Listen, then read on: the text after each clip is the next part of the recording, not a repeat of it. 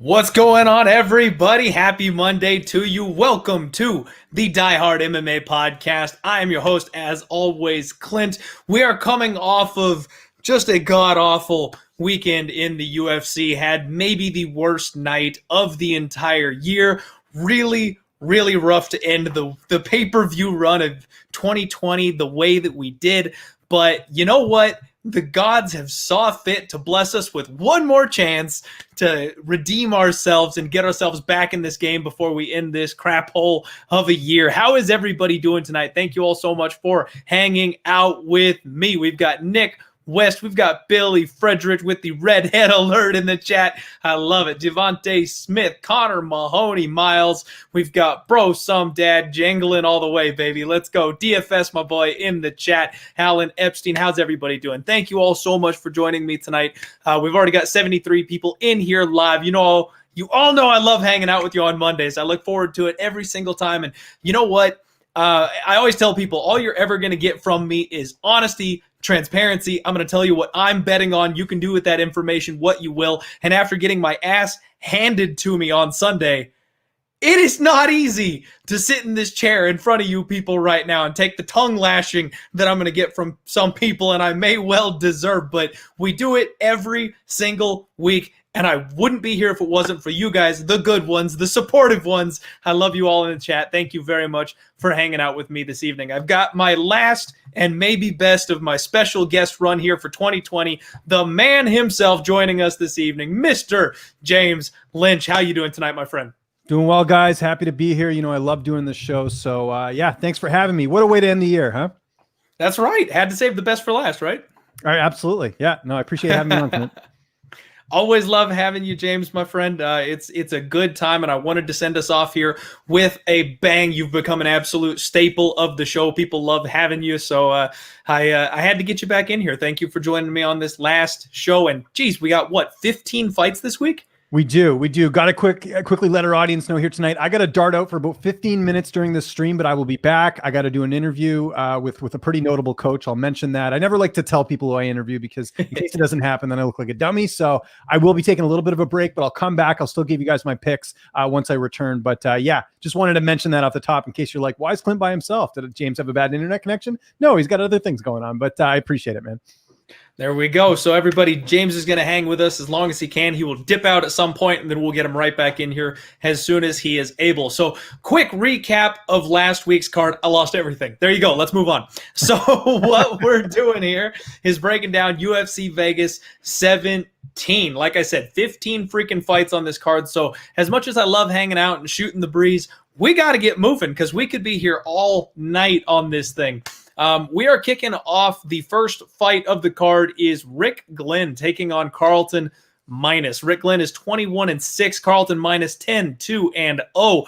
Rick's coming off a 2-year layoff, and he likes to stand tall in there. That's something I noticed. He's got a good, solid body kick. But one thing that really concerned me is when a fighter takes a 2-year layoff and then they join their local Rotary club, you got to wonder how much skin they've got left in the fight game. And I'm totally kidding, but at the same time, I'm a little serious. You know, that's some retirement age stuff. My grandfather's a member of the Rotary Club. Not many people that are current signed fighters have that kind of thing going on in the background. But hey, everybody, you're allowed to like what you want. Carlton minus comes in here, and the number one thing I want to go ahead and make a point of is that he's from the Alaskan regional scene. We all know how those fighters turn out. There have been a couple of hidden gems that have turned it around late in their career, but he seems like he is one of the usual Alaskan regional scene fighters. He's a bit sloppy on the feet. He does have a nice right hand. He fights best when he is at range, I feel like. He does have a nice little check left hook, but he's got absolutely no answer for leg kicks. We've seen that a couple of different times. The key here is he's going to have a 5-inch reach advantage. And yikes. I mean, this has got pass written all over it for me, James. How do you feel about this one? Feel the exact same way. I'm going to have an interview with Rick Glenn out tomorrow. I was hoping to get it up today so you guys could check it out, but a really good insight into Rick Glenn's training camp because there's a lot of things that have happened since the last time he fought. First and foremost, Rick Glenn no longer at Team Alpha Male. He actually moved back to Iowa about a year and a half ago. So he's been training back home with, a couple other guys. I know Johnny Case being one of them. Johnny Case was in Iowa for a bit, so you got to spend some time with him as well. But Rick Glenn had to move back home because why? He had hip surgery. So you can't stay in California and try and make a living if you're not fighting. So he moved back home, says it's a much better fit for him as well. Just, financially and all that. Rick Glenn actually took up a part-time job as a plumber just to sort of make ends meet over the last couple of years. Because like you said, November 2018 was the last time he fought. But I'm glad you brought up the Alaska FC thing because I feel like a lot of people miss that. They look at the record and say 10-2, he must be really good. But no, if you look at the level of competition, like we've seen with a lot of Alaska FC fighters like Jordan Wright and some of the other ones out there, they just fight a lot of cans. That's just the reality of it. I don't know why they choose to do it that way. I don't know if it's lack of competition or trying to just build guys up, but you do see a lot of just bad matchmaking. And with Carlton, you've seen it when he's had that step up against like a Rick Story or like his UFC debut, he tends to falter here. My thoughts on this fight are that, I think that Rick Glenn is the better fighter. However, minus 330, this reminds me a bit of the Chase Super fight last week where it's like you've got a big favorite, but, really, should he be that much of a favorite? It's not really sure. The layoff concerns me. The age concerns me. Also, Rick Glenn moving up to lightweight for this fight. How is he going to look at 155? I tend to think he will look a little bit better, not focusing as much on the cut. But still, it's one of those things where some fighters perform better in certain divisions. So we'll see. So I'm going to pick Rick Glenn here. I think you can't ignore the body work he's done and the level of competition. I mean, the guys that he's losing to are good. And some of the wins, I mean, look at that Gavin Tucker win. How much better does that look now with the run Tucker's gone since losing that fight? I think that's a very notable win in there. He's also fought some, like I said, guys like Miles Jury and just, just a lot better competition here. So I think this is Rick Glenn's fight to lose, but I'm not betting minus 330 on this fight. If anything, I would maybe look at the inside the distance prop, see if there's any value there. But I think in general, this is definitely a pass for me, but I will pick Rick Glenn. I do think he's the better fighter. I couldn't have said it better myself. I mean, Glenn has everything going in his direction, level of opposition. He's the much better fighter. I'm glad you touched on his previous wins over Gavin Tucker, a guy that kind of ruined our night this weekend over Billy Q. I mean, geez, you got to give that guy all the credit in the world. He's apparently a monster. So, Rick Glenn absolutely should win this fight. Like you said, he is the pick, but I can't lay wood with somebody coming off a 2-year layoff and joining a Rotary Club. That's just not happening. So the pick is Rick Glenn, and not touching this one. This is an early, do a couple shots, fireball, and popcorn to get our night started for UFC Vegas 17.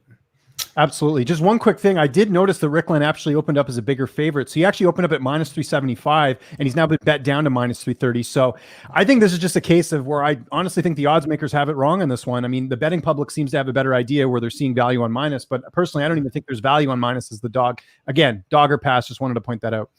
Yeah, he's got to be one of those guys that turns a big corner. And I've talked about it a couple times, trying to time a fighter turning that corner. You can make some big money doing it. If you get ahead of the curve and you can see where somebody is improving and getting better and nobody else can quite get there, you can actually make a lot of money on these fighters. I can't trust a guy like Carlton minus to have turned that corner without any physical evidence of it. I'm just not seeing it. So he's going to have to prove it to me. Absolutely. All right. Next fight up is one that we've all talked about very, very recently. Flyweight fight here. Jimmy Flick, 15-5, taking on Cody Durden, 11-2. I don't need to go too deep into these guys because, like I said, we talked about it just a couple of weeks ago. The way they match up, their styles. Jimmy Flick, just a scramble master. This guy's a submission threat from anywhere. Durden, solid wrestler, dropping a weight class. Those are really the big stories here. And a lot of people have been asking me, Clint, you had a bet on Cody Durden last time out. Why am I not seeing that as an official pick? The answer is, first off, I got Cody Durden at plus 160 when they opened it. I felt like that was a little too wide. Now that they have rescheduled this fight, the line is a whole lot closer. Vegas was not built by dummies. They realized they had the line opened up a little too wide last time, and they shrunk it down to where it really should have been. So I think there's less value on Cody Durden at that plus 130, plus 125 range that he's sitting currently. And on top of that, he's dropping weight class for the very first time. He made the weight last time. Now, remember, we talked about that whole thing with Tony Ferguson, right? Like, he made that weight cut when he didn't have to and then turned around to fight Justin Gaethje. We thought that may have had something to do with his performance. It's the same thing here. I can't trust this guy in a new weight class when he has to make that weight twice back to back. How do you feel about this fight, James? I feel the same way. Yeah, the weight cut is a bit of a concern. I will mention, speaking to Cody before this, like he's been in touch with the PI, so he's doing it properly. It's not like he's trying to just, get down the weight class on his own. And that's actually the reason he decided to drop, was he got the blessing from the UFC PI saying, hey, look, it's going to be a safe cut for you. It's all good. So I don't think it'll play a huge factor in the fight, but I do see this fight as Jimmy Flick's to lose. I think Flick is the better fighter overall. The one little interesting tidbit about this fight, Cody Durden getting some time in an American top team for this camp, getting to train with Kyoji Horiguchi, which I think, if you're worried about a submission guy, it's probably a good guy to train with, right? Horiguchi's got some pretty good subs in his career. So I think that is to his benefit in this one. But honestly, this is a little bit of a fight too, where I almost think it's a dogger pass as well. I don't, Flick is not too bad at -150, but I don't know. Again, Durden, we don't know what he's going to look like at 125. So personally, I would just stay away. But I do think Flick is the better fighter, and he'll probably win a decision here. So I got to tell you, James, I think this entire card is going to be dog or pass. You guys are going to be hearing that a lot. These lines are very, very close. These are very tight, close, competitive fights. And I think there's a lot of value on a lot of these underdogs. Some of these lines might be backwards. And this is another spot where I liked Cody Durden last time from a stylistic standpoint. I like him this time. I think he'll be the bigger, stronger guy. I think that submission defense with Horiguchi is going to kick in. He should be able to shut down Flick, but I don't know how he's going to perform in there. And that's really the one big thing. I could trust him dropping down the first time. He got the UFC PI blessing. He looked good on the scales. He's bigger than Flick. Everything's ready to go. But turn around and do it again in 2 weeks? I can't bet on a guy against a gas tank submission monster like Flick, who just, if you give him just this little tiny inch, he's going to snap your neck up. And I can't bet against a guy like that when I can't trust the gas tank of the fighter I'm betting on. No, very well said. You're right. There's a lot of fights on here that are, you even look at the odds, they're very close. There's going to be some interesting breakdowns on these going forward. It's going to be a fun one. I can't wait. This is really a fantastic card to end the year on, because it's like, we could have like 4 or 5 dud fights on this card, and it doesn't matter. We still have a full card of what should be just bloodbath, slobber knocker fights. So this is going to be a great event. And James, I am not looking at the clock while we're doing this, so just give me some kind of a signal when you need to. I got it. I'll do the smoke signal or something. I'll give you a heads up. So yeah, we're good. We got like, I think half an hour before I have to hop off. So I'm not paying attention whatsoever. All good. So I got the clock here. It's all good. So. I love it. All right. So next, you know what? I want to mention the odds on that real quick just before we move on. Like I said, Durden about +130, +125, Flick about -150, -160. When I made the bet on Durden last time, he was +160, so it was a little chunk wider than that. Moving on. Middleweight fight, we've got Tafon and Nchukwi taking on Jamie Pickett. Now, this is not the Pickett that most of you will recognize and know. That's Brad Pickett. No, this is Jamie Pickett, completely different monster. Tafon is 4-0, one of these really bright, shining stars the UFC is looking to push. And most fighters these days, you go all the way back to like UFC, The Ultimate Fighter season 2 or 3. You'd get guys coming in here with 3 professional wins, coming in, making their debuts and stuff. It just doesn't happen anymore. Nobody gets a shot in the UFC at 4-0. So the fact that this guy is even getting that chance at 4-0, to me, speaks volumes of what they expect from this guy. He's just raw power. The only thing that I can describe from this guy is that insane level power. It's like Francis Ngannou at middleweight. He's the only guy to have beaten William Knight, and I'm really high on William Knight. I like the guy. I think he's another tank. He's explosive. He's powerful, and this dude handled him. So Jamie Pickett on the flip side of this thing, he's another Dana White Tuesday Night Contenders guy. He was on there 3 times, and the one thing I really noticed about him is he's so hittable. He overextends on his punches. He relies on his head movement and his chin. The UFC is setting this up, James. The UFC wants Tafon and Nchukwi to win this fight.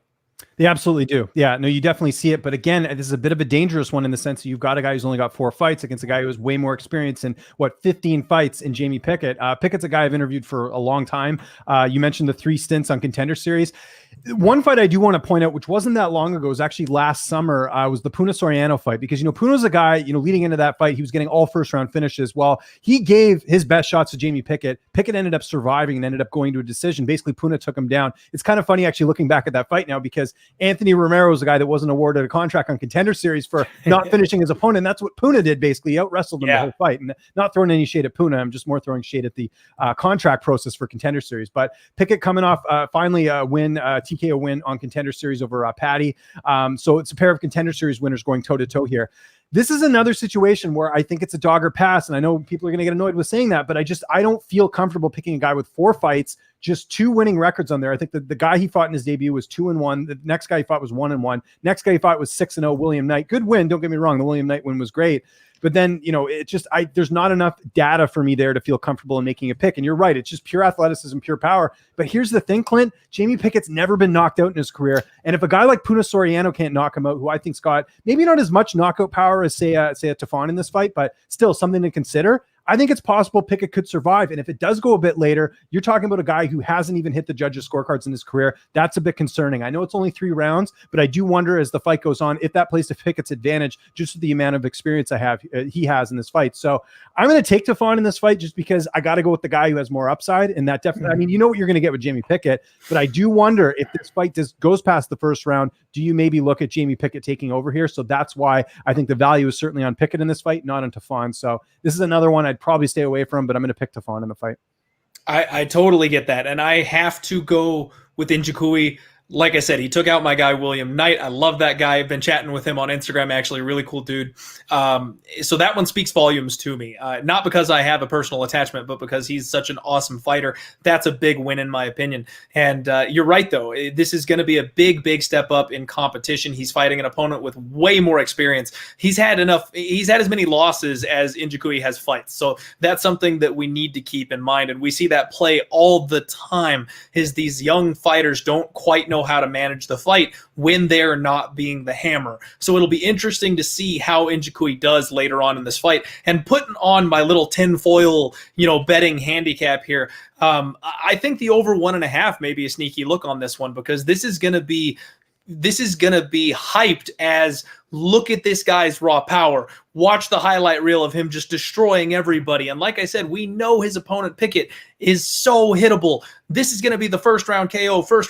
Well, I don't know if it will be. You're getting even money on this thing to go 1.5 rounds, and this is going to be his first time under the big lights. We see a lot of people get nervous. You have the adrenaline dump in there. So I think there's a decent shot here that this one goes over 1.5. That might be something we look to target a little bit later when everyone pounds the under.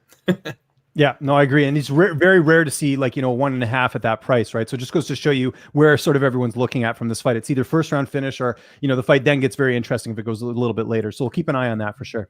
Absolutely. And kind of like you said, Danny Lopez saying that if Tafon doesn't get him out there in the first round, maybe a good spot on Pickett. Not a bad idea, because if you've got access to live betting and you see Tafon, huffing and puffing back over in his corner after emptying the gas tank, absolutely, he'll probably end up being an even bigger favorite at that point. You can get some nice dog money and hope the other guy steps up and takes the fight over in the second and third rounds. I'll tell you some value right now. I just saw the prop here. Pickett wins by decision plus 685. There's tremendous value on that, in my opinion. You're not wrong. Yeah, that's very crazy. Wide line. I mean, I get it, right? This guy's supposed to knock him out, but if he doesn't, and what happens, is Pickett going to finish him? Maybe, but I mean, when was Pickett's I wouldn't bank on it though. Yeah, I mean, Pickett finished his last fight, but you look at a lot of his fights, they do, at least the last couple, before that, they went the distance. So maybe something worth taking a look at. Maybe so. So far, another pass for me, unfortunately, but don't you guys worry. We've got plenty in store on this card. I've got several bets locked in already, so we will get there. But the undercard, this undercard is sketchy, folks. Like these are a lot of very unknown and very questionable fighters making their debut, stuff like that. So just a whole bunch of stuff that we're not really sure about. So going to be lots of passes here, kicking the night off early. I do want to welcome everybody in. We've got 260 live viewers. Thank you all so much for joining the chat this evening. We appreciate you hanging out with us. This is odds.com. Make sure you hit that like button down there. Anybody that didn't see this thing live, we're going to be doing the replay over on odds.com exclusively, so check that out there. I'm joined by my man Lynch on Sports over here, the best interviewer in the game, doing some work for odds.com and a bunch of other outlets. So we appreciate him joining us, and we're talking betting. So if you're in here just for picks and, hey, we think that we're talking money, we're talking cash. So if we end up passing on a fight, don't lynch us, if you will. Nice. Sorry, bad joke. No, that's good. I'm a dad. I'm all about the dad jokes. So that's all. That's where it's at. I'm stretching up my dad game here. My daughter's old enough now; she's starting to laugh at stuff. So gotta Got to get him in there. All right, so next fight up, we've got Aiemann Zahabi taking on Drako Rodriguez, and this one is a head scratcher for me, James. So Aiemann Zahabi is 7-2. Drako Rodriguez is 7-1.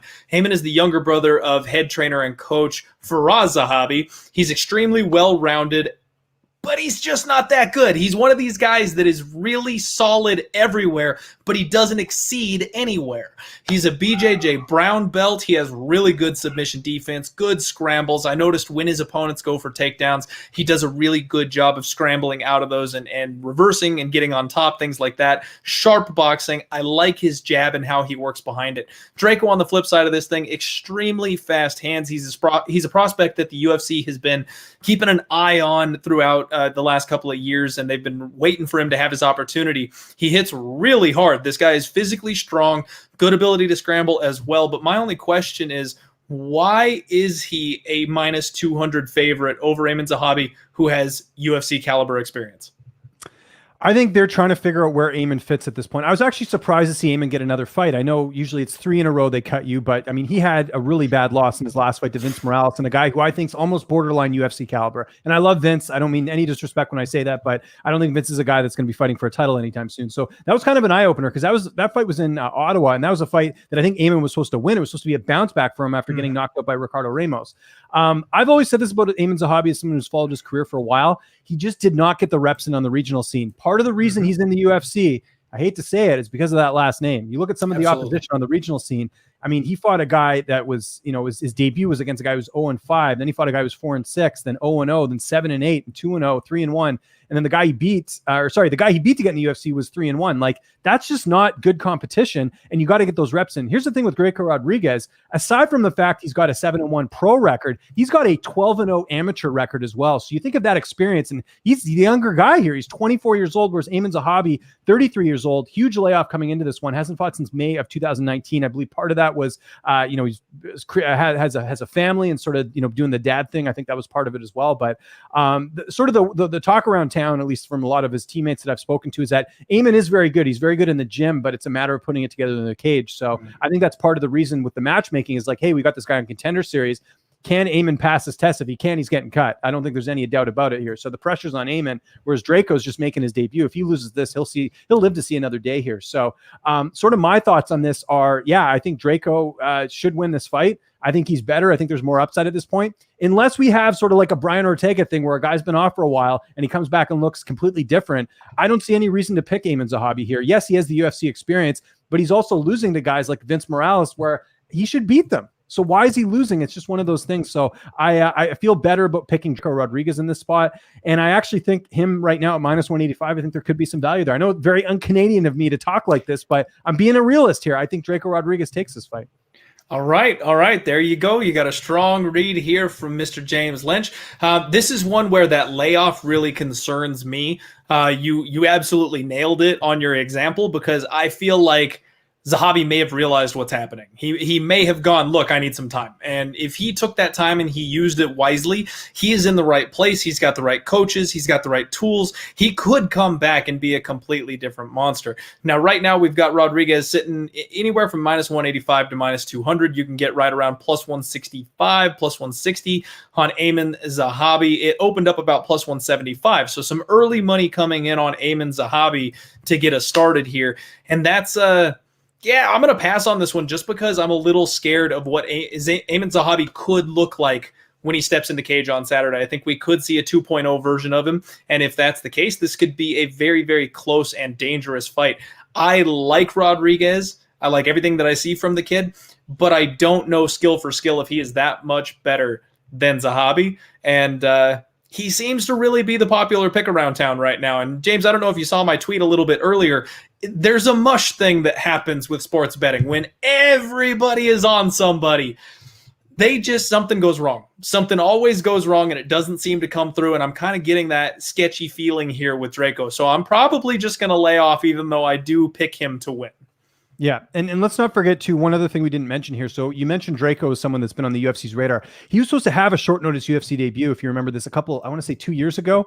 But King of the Cage actually blocked him from taking that fight. They said he was exclusive to them. It didn't matter that he was going to the UFC. They blocked him. So you just think of how long he's been on the UFC's radar. It's been a while. You look at the matchmaking here. You've got a vet in Zahabi against an up-and-comer. You can see what they're doing with the matchmaking here. They want Rodriguez to win this fight. So keep that in mind as well. That's a fair point. That's a very valid point. And when a regional scene holds a kid back like that, they feel like they've got their hands on something. They're trying, it's rare that they don't let somebody make that step up to the UFC scene. So that's a very, very valid point. And I may be missing out on a good opportunity here, but hey, it happens. Real quick, I want to go ahead and give a very special shout out to my man, Cody Gleason and the family. Thank you all so much for tuning in and listening. Hope you're all doing well. Have a great weekend and a happy holidays. I want to go ahead and move on to our next fight here. We're getting into the good stuff now, James. Yep. Catchweight fight. Deron Winn taking on Antonio Arroyo. Deron Winn is 6-2. Mini DC. Dude is way too small for 185, but somehow trying to fight there. Fast hands. Really bad IQ in my opinion. He doesn't utilize his strengths. He kind of plays to his opponents. And he's got strong wrestling. He's got good trip takedowns and stuff like that. But he always wants to strike. He never actually uses that wrestling. And when he's fighting these big, oversized guys, it gasses him out because, he's too small for the division.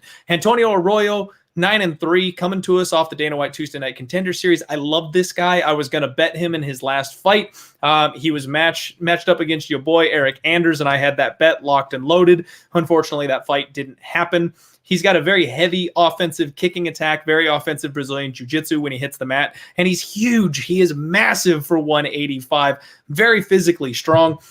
We've got a slight favorite in Antonio Arroyo here. And I don't know what I'm waiting for, but my spider senses are tingling, and I don't know why. He opened up at -140. He's been bet down to -160. You can get Deron Winn at +120 or +130, somewhere in that range. This is like a smash spot for Antonio Arroyo. It should be. And the reason that they're at a catch weight, they're fighting at 195, not 185, because of this quick turnaround from Arroyo making weight against Eric Anders. So that should favor him even more. And for some reason, I'm spooked. James, talk to me about this fight. Do you have any type of a feel on this one? Yeah, I pretty much agree with what you said. I don't know why Deron Winn is fighting. Obviously you mentioned the whole catch weight thing with the fact that Arroyo already made weight, but I mean that does not bode well there for Deron Winn. I mean, here's a guy that got absolutely dominated by Gerald Meerschaert in his last fight, right? In a fight where Meerschaert not only dominated him, but he finished him in that fight. And I think the sort of the secret's out on Deron Winn. I don't think he's UFC caliber.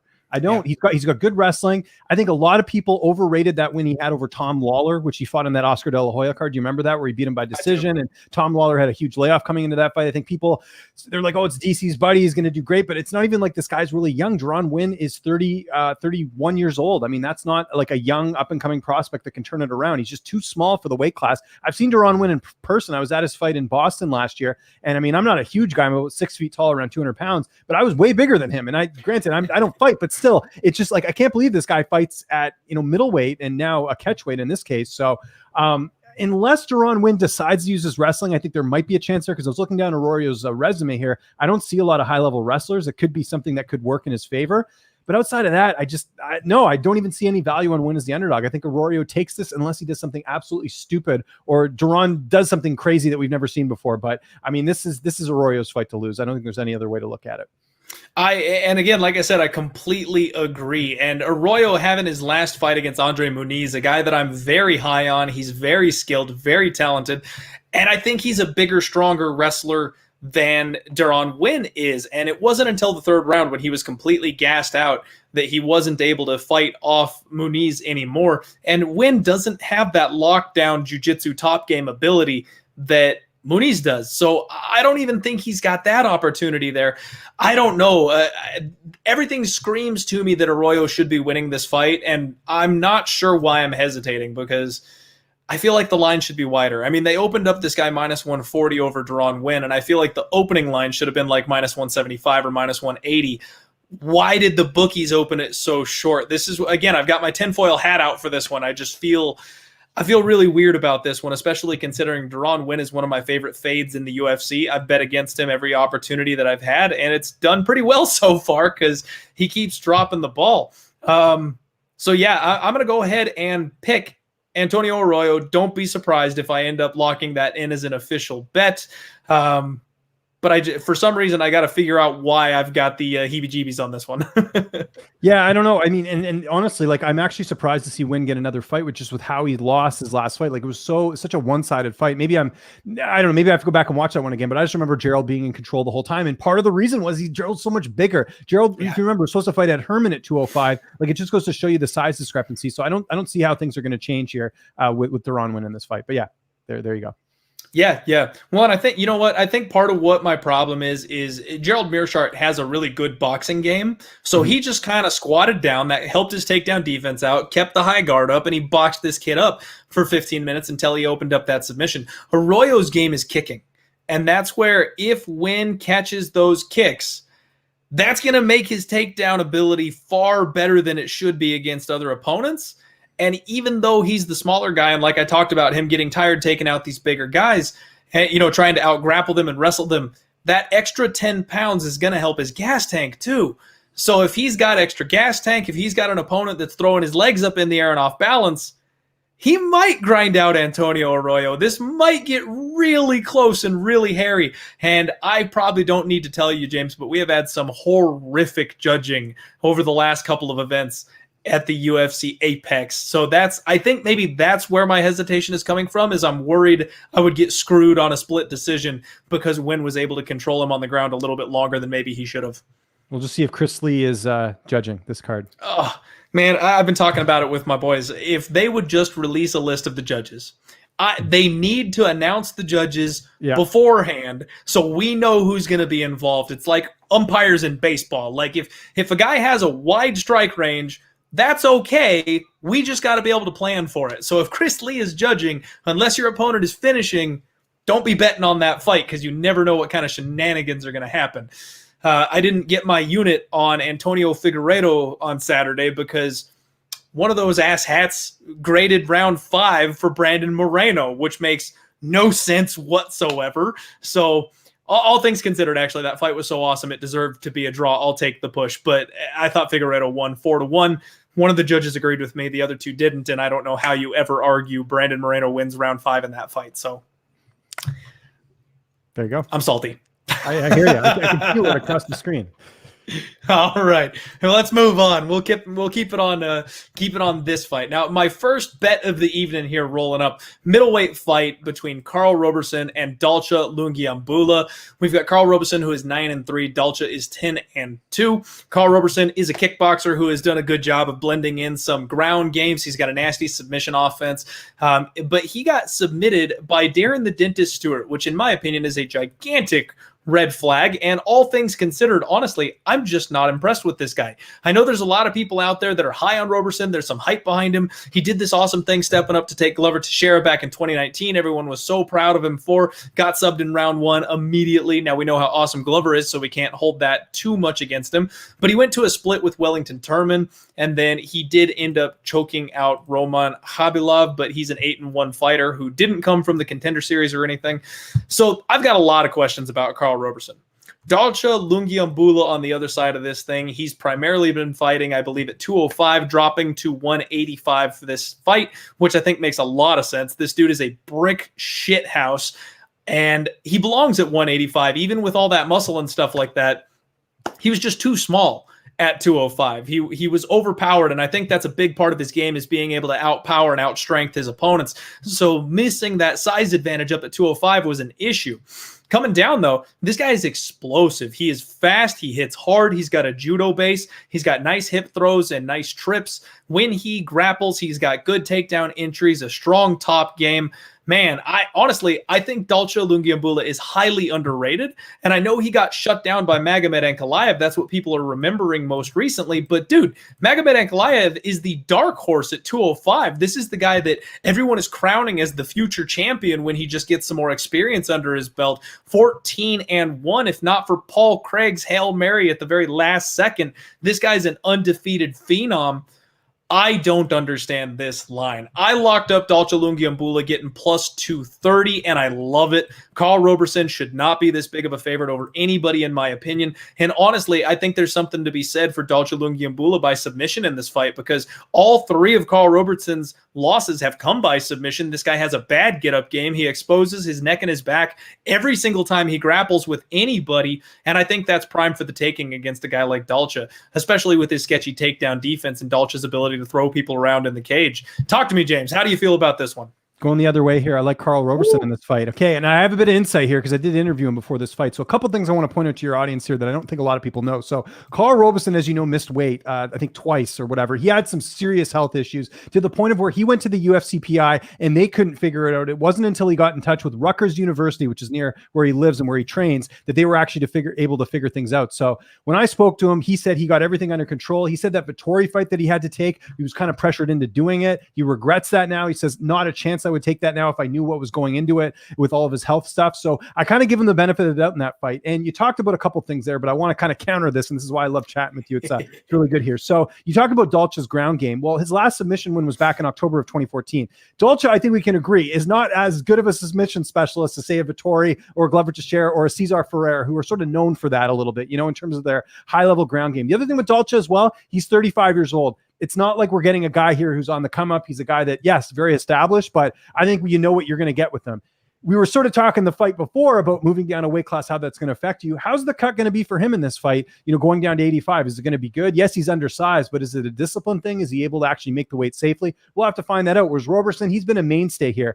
I think it's the opposite. I think Roberson's being overlooked a little bit here. I know the line favors him. I know certainly being more than a 2-1 favorite sort of suggests that the public's on his side, but I think this is the perfect opportunity for him to remind people that he is a good fighter and that Darren Stewart win, which was way back in 2017, was a legit win. And I think he's going to show that here, because here's the thing. If it stays standing, I give Roberson the advantage, and I don't think it even hits the ground. I think with Roberson's kickboxing experience, with the fact that, he's getting to work with guys like Corey Anderson, who we saw get a great win in Bellator a little while back. I mean, this is a guy that is focused and ready to go and has something to prove. The other thing, too, is he switched management heading into this fight. He's now with Paradigm Sports, which he sort of told me was a really good fit for him. It just seems a lot better. He's sort of more on, he just feels like everything's aligning for this fight here. And trust me, just speaking to him, again, check out the interview, youtube.com/LynchOnSports. It's in my UFC Vegas 17 playlist. You'll hear him talk about the fact that he just feels finally like this is a great opportunity for him to sort of prove the doubters wrong. And last thing I'll say is, look who he lost to in his last fight. Marvin Vettori, the same guy that just defeated Jack Hermanson.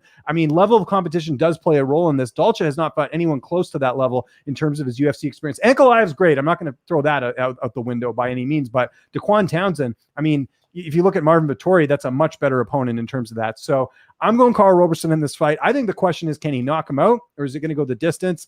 I'm actually looking at him inside the distance right now, because you can get it for even better value. Yes, maybe it's a little too steep for him off the hop here, but if you look at Karl Roberson inside the distance right now, it's -110. I see tremendous value on that here. This guy's going to finish this fight. I think it's going to happen, and I'm going Karl Roberson in this matchup.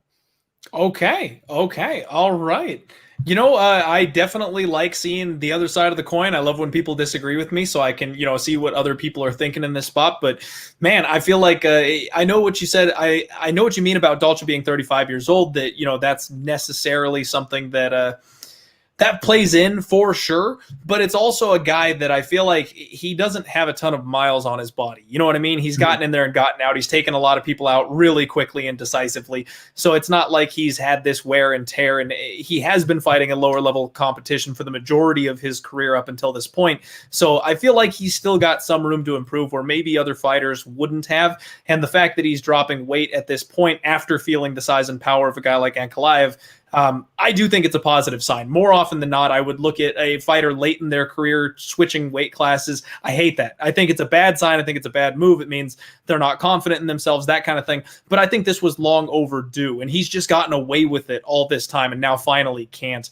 To address the points that you made about the talent that Roberson was facing, I totally get what you mean, but I feel like he looked bad in those fights when he took the step-ups in competition. And I know Dalcha is not a Marvin Vettori. I'm not even close to saying that. I love Marvin Vettori, and happy he's getting the shine that he's finally getting at this point. I'm on that train.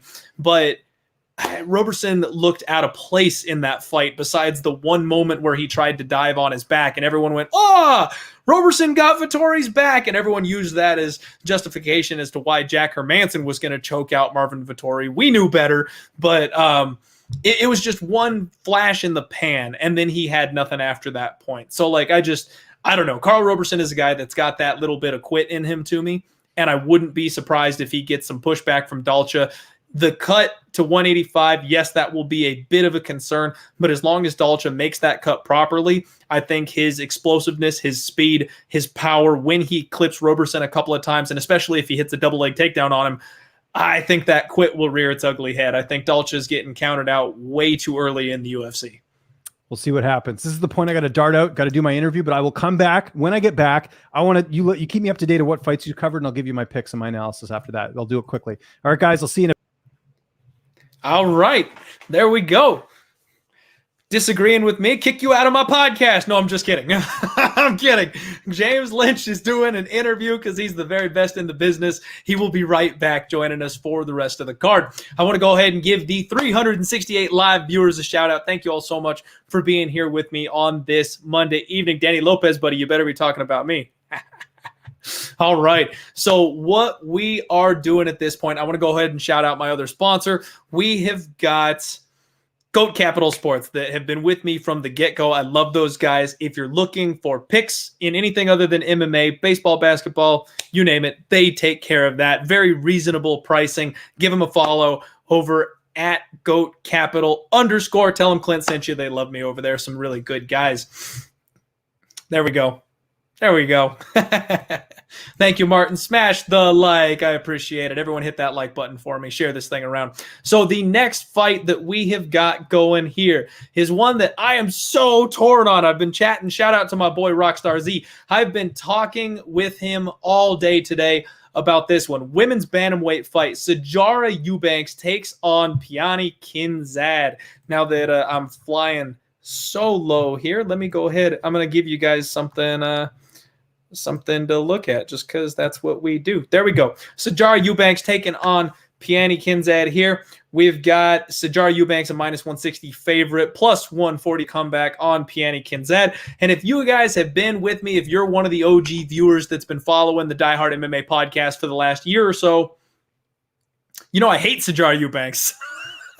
Now, I respect every single fighter that steps in the cage, but this woman, I can't get her right. I zig when I should have zagged. When I bet on her, she shits the bed. When I bet against her, she shows up and has the best fight of her career. I cannot pick a Sijara Eubanks fight correctly, and it pisses me off. So this is a spot where she's 7-5. She's 35 years old. We talked about how fighters just don't quite hold up when they're getting a little later. For me, the bar is 40 with the men. You lower that by a couple of years for the women. Female fighters, when they get to be 35, 36, 37, that's when I start kind of having a little bit of sketchy thoughts on them in their career.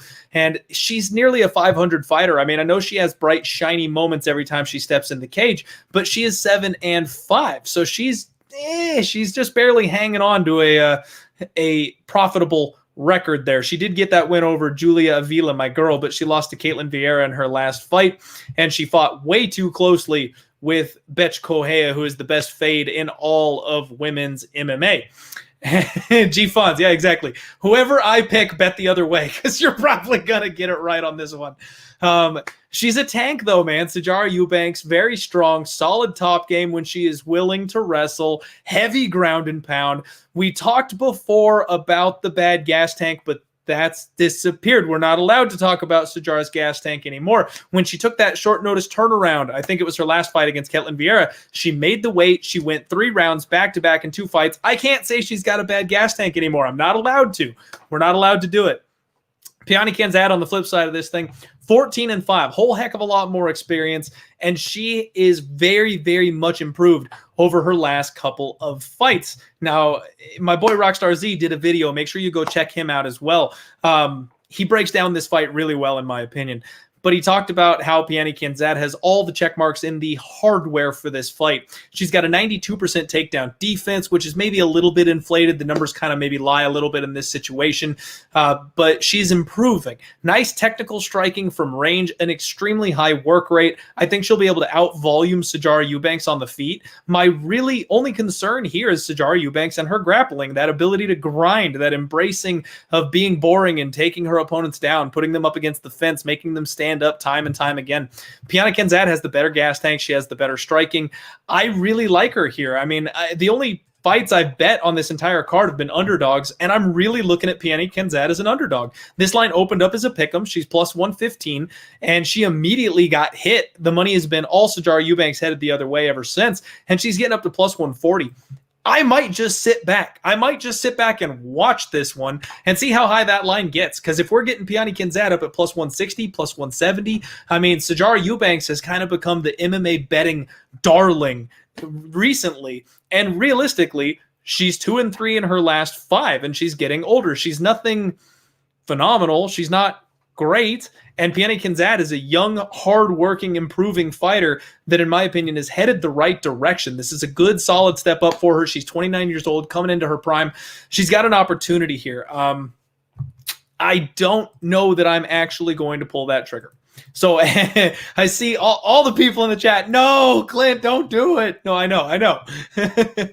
So I might not actually pull the trigger on Kianzad, but I might.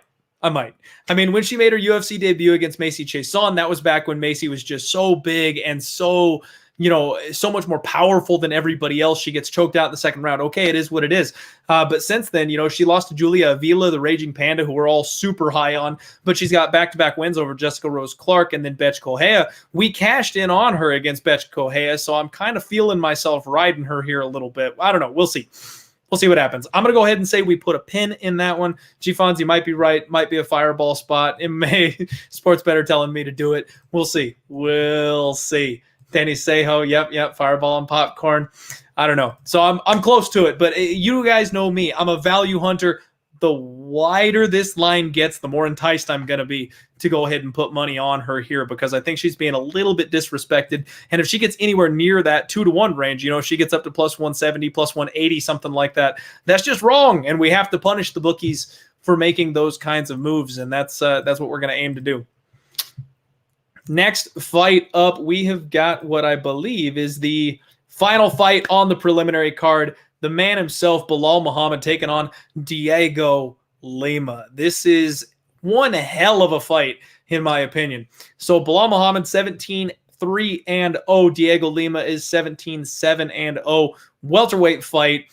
Belal Muhammad is one of those guys that's just been underrated his entire career, looking to put some wins together and climb that ladder, get up to a title shot. Hopefully he cracks up into that top 10 here pretty soon.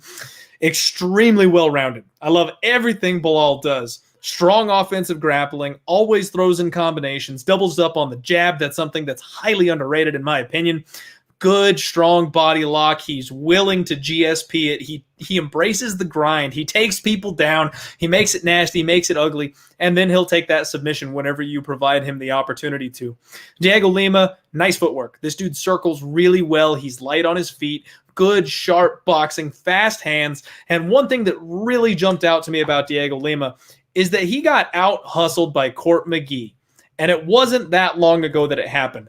This is a spot where I hate these big chalky lines. Y'all know that. But Belal Muhammad opened up minus 280. He's been bet all the way up to about minus 400. And yeah, nice pickup there, fourth level consciousness. One of the best IQs in the game is Belal Muhammad.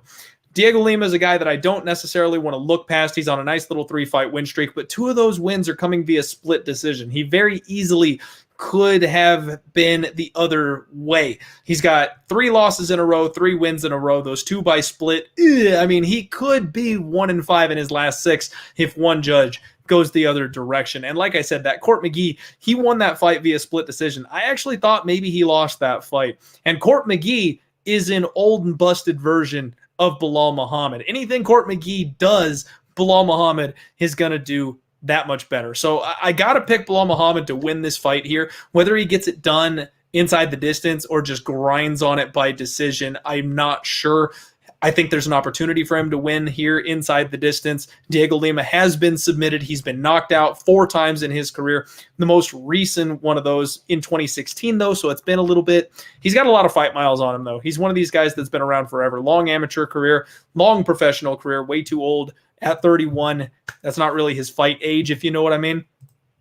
So, yeah, Belal Muhammad, long way to say it, is the pick. 9 minutes got it right. If you want to make a parlay, if you've got a spot that you like to match him up with, Belal Muhammad is a great parlay piece on this card. I was looking at doing Belal Muhammad and Antonio Arroyo, and then I thought about the wrestling game and decided I'm going to go ahead and pass on that. But that's one that I was kind of eyeballing. So we'll see if we can't find somebody we want to parlay Belal Muhammad with a little bit later. I'm going to catch up here on the chat. Tim Johnson, yeah, Belal dominates. I mean, definitely think so. Hey, DPS, seeing your message here. So I like Durden in this fight. I bet him the last time around, but with the double weight cut, with his fight being called off after making weight and now having to drop to a new weight class a second time around, I am passing, and I want to see him on the scale. I mean, maybe I'll reload on Durden if he looks great, if he makes the cut well, but that's a tall order for him to have to make that cut twice back to back.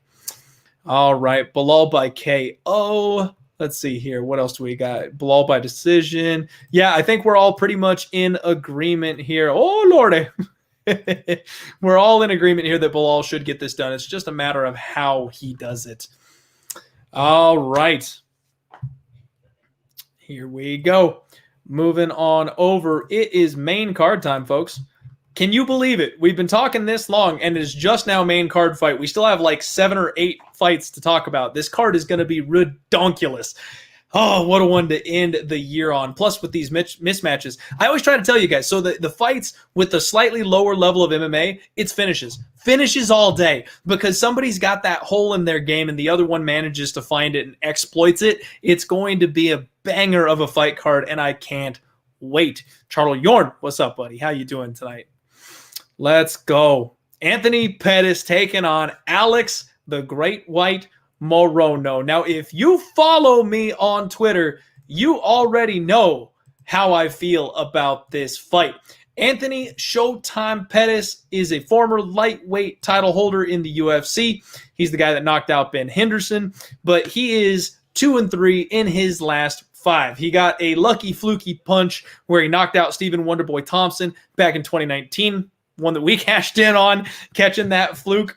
Ever since then, though, he's been broken by Tony Ferguson, Nate Diaz, and Diego Ferreira. He got a decision win over Donald Cowboy Cerrone in a fight where I thought Donald Cowboy won that fight. It was very close. It was back and forth, so it wasn't like a robbery or anything like that, in my opinion. But I thought Cowboy won the fight. And that would make him 1-4 in his last 5. I mean, Pettis is a guy, in my opinion, that is just on the fade list. I think his stock is dipping. He's going downhill. Now he's moving back up to 170. He's taking another fight up there. He is too small for 170 pounds, and he is just a broken fighter. He's a shell of himself, in my opinion. I love Anthony Pettis. As a fan, I absolutely love this guy. But he quits now. He breaks. He's a guy that you can absolutely make wilt. So Alex, the Great White Morono, trains out of Fortis MMA. He's got some big-time teammates fighting on this card with him. He is on. Now, let me tell you all this. So all of you remember how he got knocked out by Khaos Williams, right? Everybody remembers that. He was on a 3-fight win streak before that. He bounced back against Rhys McKee. He took everything Rhys McKee had to offer. He hit him with the kitchen sink and everything. Looked fantastic in that fight. Now, I know that's a big difference in competition and skill level, but what we saw was a good spot for Alex Morono to bounce back and show what he really can do. And now that he's got some confidence under him, now that he's back on track, I think this is a spot where he just breaks Anthony Pettis. Morono has all the experience in the world. He's a Brazilian Jiu-Jitsu black belt, forward pressure, constant forward pressure. And if he hits Pettis with anything close to the shots he hit Rhys McKee with, Pettis will quit. Morono, don't quit. You've got to end this guy. He's got 4 losses by decision, and 2 of them by knockout. One of them coming from Khaos Williams, who I firmly believe is one of the hardest hitters we have ever seen. His other knockout loss was all the way back in 2014. I don't think that Pettis is going to be able to finish this guy, and that's really been Pettis' path to victory. He either explodes on you with a big shot that you don't see coming, knocks you out, or he catches you in a crazy submission, armbar from guard, that kind of thing. But everyone's really wise to that these days. He hasn't caught anybody with that kind of a win. He caught Michael Chiesa in a submission all the way back in 2018. Yes, he caught Wonderboy with that big knockout bomb in 2019, but everybody else has really been wise to it. Even Jim Miller was able to take Pettis to a decision, and that's not really a good look these days. That was all the way back in 2017. I just think Pettis is a shell of himself, and I think this line is backwards. I don't understand why people are betting on Anthony Showtime Pettis at this stage of his career, especially coming up a weight class against a guy who lives at welterweight. He's used to fighting these bigger guys. He's used to being a 170 pounder. And now this blown up 155er is going to step up into his cage. I think it's a bad spot for Anthony Pettis, and I really wish I had waited. I got plus 160. I put 2 units on Morono at plus 160. He's my big dog. This one jumped off the page at me. When this line came out, I went, that's wrong. And I hammered it. And I didn't even think about the fact that people would bet Anthony Pettis. I thought people would be like me, and they would be looking to fade Anthony Pettis. I didn't want to get plus 130 on Morono, so I went ahead and hit it. He's sitting at plus 200 now, folks. Like, Anthony Pettis is getting all the love here, and I just personally don't understand it. So let me catch up here. I know I kind of went on there for a bit, so I want to catch this up here. Yeah, DFS buddy. Hopefully that money keeps coming in. I mean, my problem is I've already got 2 units on him, so I can't make Morono a 3-unit underdog play when he hits plus 250. I mean, I can.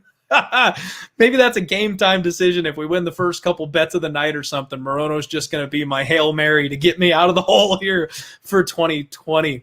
Marlon Z does think that he's going to get the upset here. Bob's Burgers, you got your shout out. I love your show. Let's see here. Yep, liked Pettis at minus 120, not minus 240. Morono. All right, let's go here. Yeah, 9 minutes. That's what I was talking about. I wish I had waited to bet him as well. 4th level consciousness. I mean, I don't expect him to. He probably can, but I don't think he wants to. And Morono is a guy who doesn't really use his black belt in that way. He's an offensive, opportunistic submission grappler. He's not a guy that really dives in for takedowns. And I know, historically speaking, grappling Anthony Pettis has really been the way to beat him, but especially in his last fight, like against Donald Cerrone. I thought that Donald won that fight, and I think that Alex Morono's striking game is next level, whereas Anthony Pettis, the game has kind of passed him by. We know what he does. He's never changed anything. He's not any different or spectacular anymore, and I think Morono's going to be able to shut him down. I think the pressure and offensive output of Alex Morono will break Anthony Pettis. And honestly, I think this is another spot where we sprinkle that round 3 prop, because I don't know if, we might get another quit on the stool job from Anthony Pettis, because what Morono did to Reese McKee, Pettis isn't surviving that. Yeah, the Bellator slide. I like that. It's not showtime. It's slow time. All right. Catching up here. Martin thinks it goes to decision. All right. That's not a bad look. It definitely could. Let's see here. Chad doesn't think he's losing, but I don't know if I would call Morono a bum, my friend. I mean, he's got some solid wins, and of the 2 fighters, he's on the upswing right now. He's 30 years old, coming into his prime. He beat Keenan Song, Zach Otto, Max Griffin. I mean, those are pretty good wins. All right. Lots of comments. All right. We've got 414 people in the chat. What is up? That's why I can't catch up with the chat right now, is because everybody chiming in here. Yep.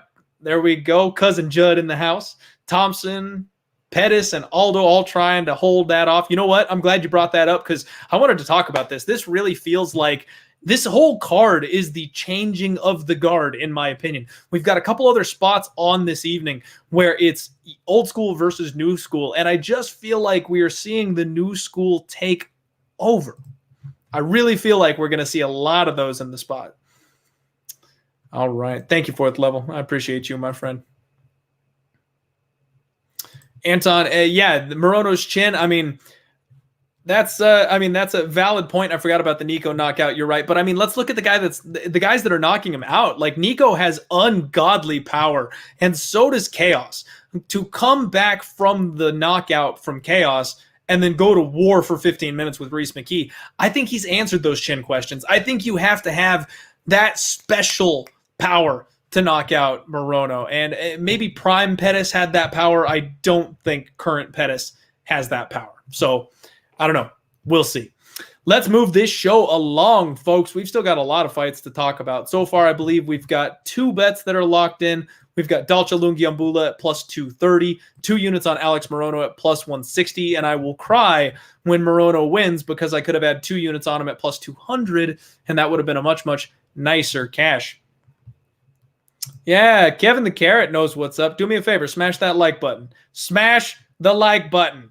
All right, next up, we've got the big boys. Marcin Tybura taking on Greg Hardy, the Prince of War. This is a fight that I'm so sketched out on. Okay, so y'all know, I love fading Marcin Tybura. I do not like Marcin Tybura. I think he is barely clinging to a UFC job. He's one of those guys who is just not that good. I mean, he's technically everywhere. He's got a good Brazilian Jiu-Jitsu black belt, but he's a volume pillow puncher. He's a decision machine. He can't knock anybody out. I thought we were going to get that big, fat, juicy cash out when he had Maxim Grishin in there, who's a 185er moving up to heavyweight on short notice. He couldn't get it done, though. So this is a spot where Greg Hardy, in my opinion, is getting an appropriate step up in competition. Marcin Tybura circles well. He's light on his feet for a big guy, crisp hands, and one thing he does well is he's able to strike moving backwards. He can do that for sure. The thing that he struggles with, though, is power punchers. He's been knocked out 4 times. Augusto Sakai, Shamil Abdurakhimov, Derek Lewis, and way back in the day, somebody else. So his main UFC bad run, he went on a 1-4 run against Fabricio Verdum, Derek Lewis, Shamil Abdurakhimov, and Augusto Sakai, with his only win coming over Stefan Struve, which who doesn't beat Stefan Struve these days? Now, since then, he's the hot topic. Like, people have been cashing in on him left and right. He's on a 3-fight win streak. His stock couldn't be higher right now. But let's look at those names. Sergey Spivak, who when he fought Sergey Spivak, he was not the Sergey Spivak that we know today. And Marcin Tybura was a terrible matchup for Sergey, who likes to use his grappling and ground game. He beat Maxim Grishin, who is a short notice 185er coming up to heavyweight. And then he fought an old and dusted Ben Rothwell. So in my opinion, Marcin Tybura's strength of schedule has been relatively awful. So it explains the 3-fight win streak. Greg Hardy's only 7-2 though. The experience edge for Marcin Tybura cannot be ignored with 26 wins. However, Greg Hardy is incredibly improved. This guy gets better every time he steps in there, and he literally cuts to get to 265. This guy is a bully. He likes to get in there and be the bigger, stronger man, throw people around, and he's mean. He actually likes hurting people. He's a very, very good fighter mentality type of person. Now, when he fought guys like Yorgan De Castro, Maurice Green, I mean, look at that Green fight. He got him out of there. You know what I mean? Like, that was a spot where he was a big favorite. He's starting to step up. He's starting to show people his evolution, and he didn't go to a decision with Green. He made sure we knew that guy didn't belong on his level. This fight is a pick'em because Marcin Tybura is a better fighter than Greg Hardy is. That Brazilian Jiu-Jitsu black belt, the movement, the striking, all of it. Marcin Tybura is a better all-around fighter. But Greg Hardy has a much, much higher upside. He's the better athlete, and he has got that flash knockout power that will give him the opportunity to close the show at any point in time. And what we've seen from Tybura is if you keep him on his heels, I said before that he can strike moving backwards. He can absolutely strike moving backwards. But when he's getting hit with those brutal power punches, that chin just doesn't hold up. Greg Hardy can absolutely knock out Marcin Tybura in this spot, but if Marcin engages in the grappling, uses his wrestling, this one could end up being another boring decision win. So I'm personally going to pass. I was very, very, very tempted to bet on Greg Hardy in this spot, but he gets tired. He wears out in the second round of every single fight. And that Maurice Green spot, the referee kind of saved him, in my opinion. Maurice Green was still there. He was still rolling. He was still trying to survive. And I felt like that was a little bit of an early stoppage. The guy does legitimately have asthma. And when he exerts himself trying to get a fight done, he can slow down. He can gas out. So it's a sketchy spot in my opinion. It's one that I'm going to watch very carefully and very closely, because if Greg Hardy goes for that finish and doesn't get it, Marcin will pick him apart for the next 10 minutes or so. I think this is an easy fireball and popcorn fight. One that I'm very, very curious to see unfold. We've got a total set at 2.5 though. Yikes. I don't know, that under 2.5 doesn't sound so bad, because if Greg Hardy does gas out, I think there's an opportunity for Marcin Tybura to get a submission win if this thing hits the floor, maybe a TKO. Marcin Tybura is a big guy. So if Greg Hardy gasses out and Marcin ends up on top of him on the floor, yeah, that's a good point. I mean, Abdurakhimov doesn't have many knockouts on his record, and that's a guy that was able to put down Tybura, and I think his chin is really shot, man. I mean, I'm sorry, he's got 9 knockouts, so I misspoke when I said he doesn't have many knockouts on his record, but I really do think Marcin's chin is shot. It's just a really questionable spot in my opinion. There's better spots on the card to make money. I don't mind people backing Greg Hardy in this spot, because you're getting the younger fighter with the taller ceiling coming in here against a fighter that's just kind of treading water in the division.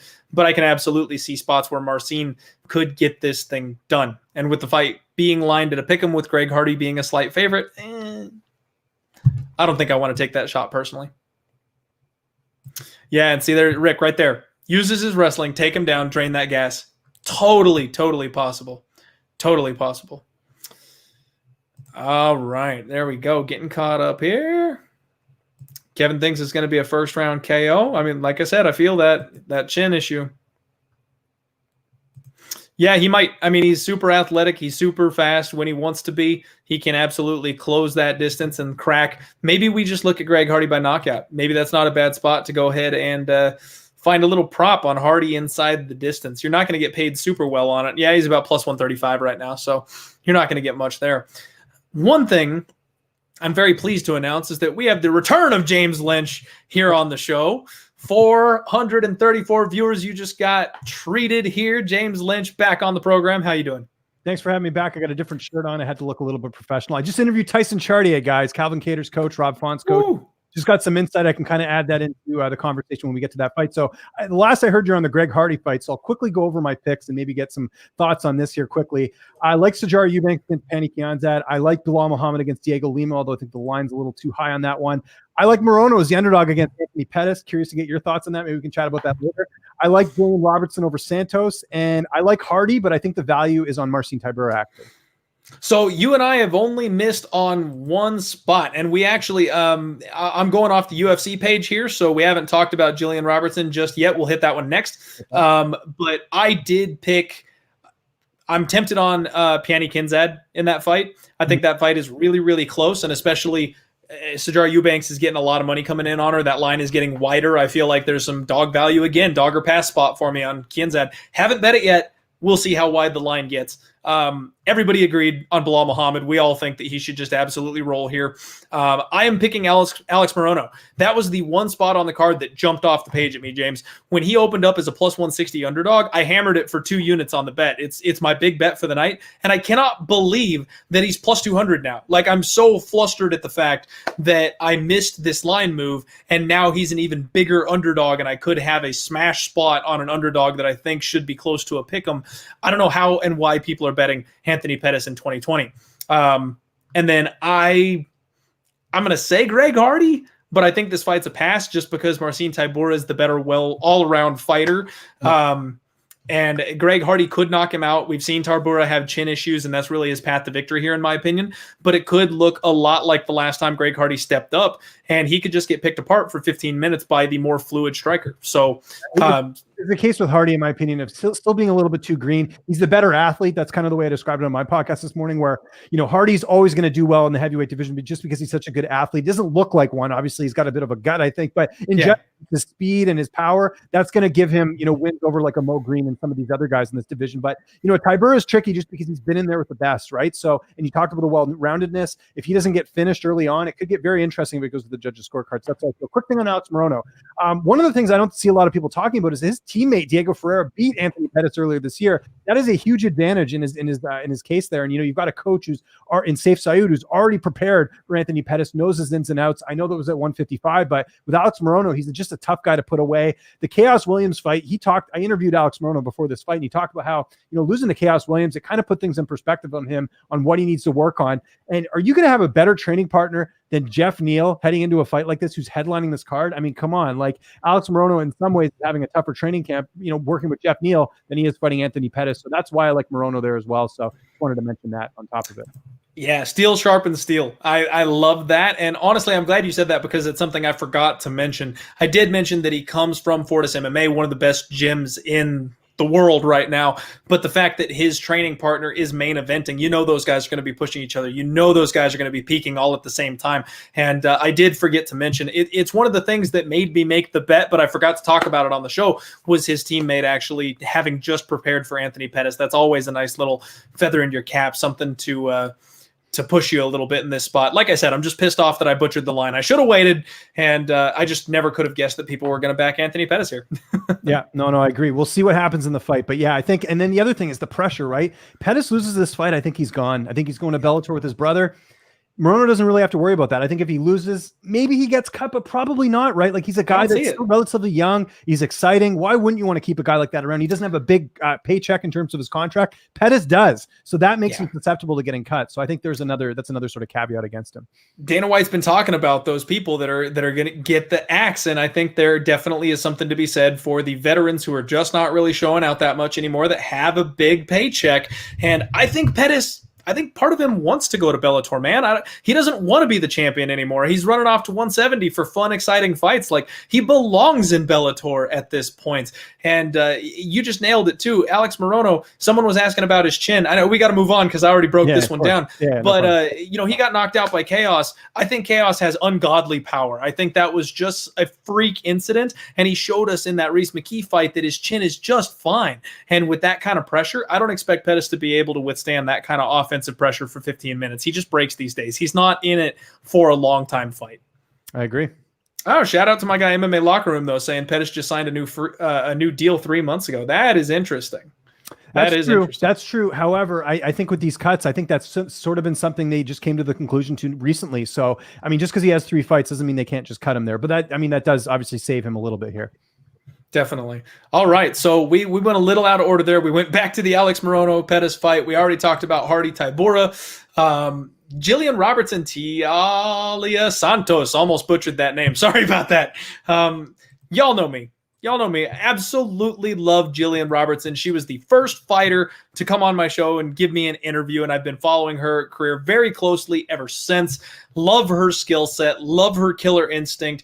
She is turning into a GSP-esque fighter, in my opinion. She used to be all rage and fury, and if she didn't get the finish, it was over. Now she's embracing the grind. Now she's willing to pin people up against the fence. She's willing to shut them down on the floor and grind out a decision. And even though that cost me a little bit of money, because I expected her to get the finish, I love seeing it from a growth standpoint as a fighter. If she is able to shut people down and keep them on the floor, that's a good move. I mean, you just win fights that way, plain and simple. She's taken on Talia Santos, who was recently scheduled to face somebody else. And James, maybe you can help me out here. I'm blanking on who she was lined up with. Montana De La Rosa, right? That's the one. Thank you. Yeah. So these are both 2 fights. So they both had different opponents recently, right? Jillian Roberts was supposed to fight Andrea Lee. Andrea Lee had the broken nose, so she was off that fight. And then Santos was supposed to fight De La Rosa. De La Rosa got COVID. So rather than rebooking that fight, they just gave her Jillian Robertson. That's how we came to this fight. Yep. Okay, there we go. So thank you very much for setting the record straight there. What we've got here is Talia Santos, a girl, in my opinion, who's got all the potential in the world. Really, really good stand-up game. She's the kind of fighter who I love her striking. Heavy leg kicks. She utilizes those extremely well. She's not bad on the ground herself. When she gets into the jiu-jitsu realm, she can hold her own, but she really seems to struggle with the wrestling. Part of the reason why we all lost that big bet on Molly McCann, I know, don't remind me, we've all heard it time and time again. Molly McCann was the big pick for everybody that got mushed by everybody, and she just wasn't able to do anything with Talia Santos as far as the grappling goes. Mara Romero Barilla, one of the fighters in the UFC who we all kind of are down on and probably should be getting cut any day now, was able to grind out a victory against Talia Santos. So the question is, has she shorn up that takedown defense? Because if she has not, Jillian is going to eat her lunch. I mean, she's going to get pinned up against the fence, she's going to get put on her back, and she's just going to get grinded on for 15 minutes until she gives up a submission of some kind. Now, the only question around Jillian, y'all know I love my Jillian Robertson, but she has a hard time standing. Her striking is not quite up to stuff. It's not where it needs to be. And we have seen her get shut down. If she takes too many hard shots, she kind of quits a little bit on the feet. She's given up a couple TKO losses before when she doesn't have that physical strength advantage. So this is a spot where, as much as I would love to back Jillian Robertson, I think she's on the right track. She's improving. She's getting better. This is the exact kind of opponent that I don't want to bet on her, because if Talia Santos defends one or two takedowns and starts ripping those leg kicks and knees to the body, I could absolutely see Jillian folding over. Yeah, let's not forget we're almost just over a year removed from that loss to Macy Barber, right? Where Macy did exactly that. She just sort of went, guns a-blazing and just took Jillian Robertson out in the first round. That was probably her worst loss if you look at her UFC record so far. The other sort of interesting thing as well, this is a second straight camp, not an American top team, right? She's on her own training with Dean Thomas, Jose Shorty Torres. So I think that is a bit of a disadvantage. I know she's getting the more specialized training, but then you're also losing all the good training partners she would have to, work with that American top team. So that's interesting as well. But I kind of feel the same way. I feel like Robertson's got to get this to the ground. If she can get it there, I think she has an advantage here, and I think she wins this fight. I think Robertson probably wins this either by submission or she picks up a decision, kind of like the Courtney Casey fight, where it won't be very pretty. I guess in that case, obviously she won the fight by a late choke, but I think if she didn't get the choke, she was going to win a decision in that fight. So I kind of see it playing out one of those ways, but I'm like you. This is a pass for me. I feel it. I absolutely feel it. This is one where I feel like whoever ends up winning this is going to look like a minus 300 favorite. If Jillian gets the takedowns and implements her game plan, she's going to look like she was the right side. If Talia Santos is able to defend those takedowns, she knocks out Jillian on the feet, sadly, and she will look like a minus 300 favorite. But it's appropriately lined as a pick'em pre-flop. Now, my boy Brady had a nice little spot here that I don't mind whatsoever. Fight doesn't go the distance at plus 150. I don't mind that at all. Because like I said, if Jillian can't get the takedowns, I don't think she can hang on the feet. And if Talia gets put on the floor, we've seen Jillian's submission game. Granted, Talia might be able to survive, but she's given up her back in some positions a couple of times. I could definitely see Jillian taking her back and choking her out. Not a bad look. Only issue there, Santos never been submitted, right? So, granted, this could be the fight where it happens, but that is one thing that kind of makes me go, maybe we'll see. But still, good money, good value on that, I should say. Yeah, that plus money, I think it's it's got a good shot of landing, and all right. So I can't pick against Jillian. I'm gonna pick Jillian for the win here, but I'm not gonna bet this one. I don't think. Gotcha. All right, next fight up, we're finally getting down here to the end of this thing. James, we've got Marlon Moraes taking on Rob Font. Now, while you were gone, I talked about, to me, this is a changing of the guard card. Like, there's so many fights on this card, and this one is a perfect example of a younger generation taking over for the old grizzly veterans. And you touched on the the big cuts the UFC is making. I almost feel like they set this up. I feel like some of these matches are intended to get some of these names off the roster, and this is one where I'm very, very tempted to bet on the underdog. Marlon Moraes is 23-7. Rob Font is 17-4. We know all about Moraes' nasty finishing power, right? This guy can finish anybody from anywhere. But if he doesn't get that first round finish, he's not built to go 15 minutes. He is just not capable of going that long. And when he does, he hardly ever ends up getting out of there with a win. He loses when he goes to decision more often than he wins. So he relies on that explosive power. And let's not forget, he just got KO'd 2 months ago. It was a spinning heel kick. He was kind of saved by the referee, so it wasn't one of those awful, like he wakes up looking at the lights type of knockouts. I think it was more of a flash knockdown, and the referee saved him from further punishment type of situations. But I like to see guys take a little bit more time off after a knockout like that rather than just diving straight back in there to get that taste out of their mouth. Rob Font, extremely fast hands. This guy works behind his jab. He's got solid technical boxing. But my question around him is he's got 50% takedown defense. Anytime people want this fight on the floor, they can get it to the mat. Let's not forget that Marlon Moraes is a nasty submission fighter. When he wants to, the grappling wears him out, so more often than not he doesn't. But when he gets it to the floor, he is just as dangerous as he is on the feet. Rob Font's going to have a 4-inch reach advantage, and that was actually 1 inch more than Sandhagen. So even though Sandhagen is huge for the division, he's going to have 1 more inch of reach on a guy in Marlon Moraes who's a little small and a little undersized these days. So I cannot back Marlon Moraes here, but like I said, I don't know if I'll bet it, but this feels like another dogger pass spot for me. That's how I feel of this fight. Look, Moraes on paper is, in terms of his power is better in terms of the striking. I mean, you talked about the jab with Rob Font. We saw that on display in the Sergio Pettis fight, which, a lot of people don't give Font a lot of credit for that win because Pettis moved up, but you look at what Pettis is doing in Bellator right now. He's looked great. And I think that, him at 35, that probably is the best Pettis at this point. I think the cut to 125, probably too much for him. So we got to look at that win as sort of a legit win in terms of that. Font coming off the win over Ricky Simone. Font coming off ACL surgery. So that is a bit concerning. Hasn't fought since December 7th last year.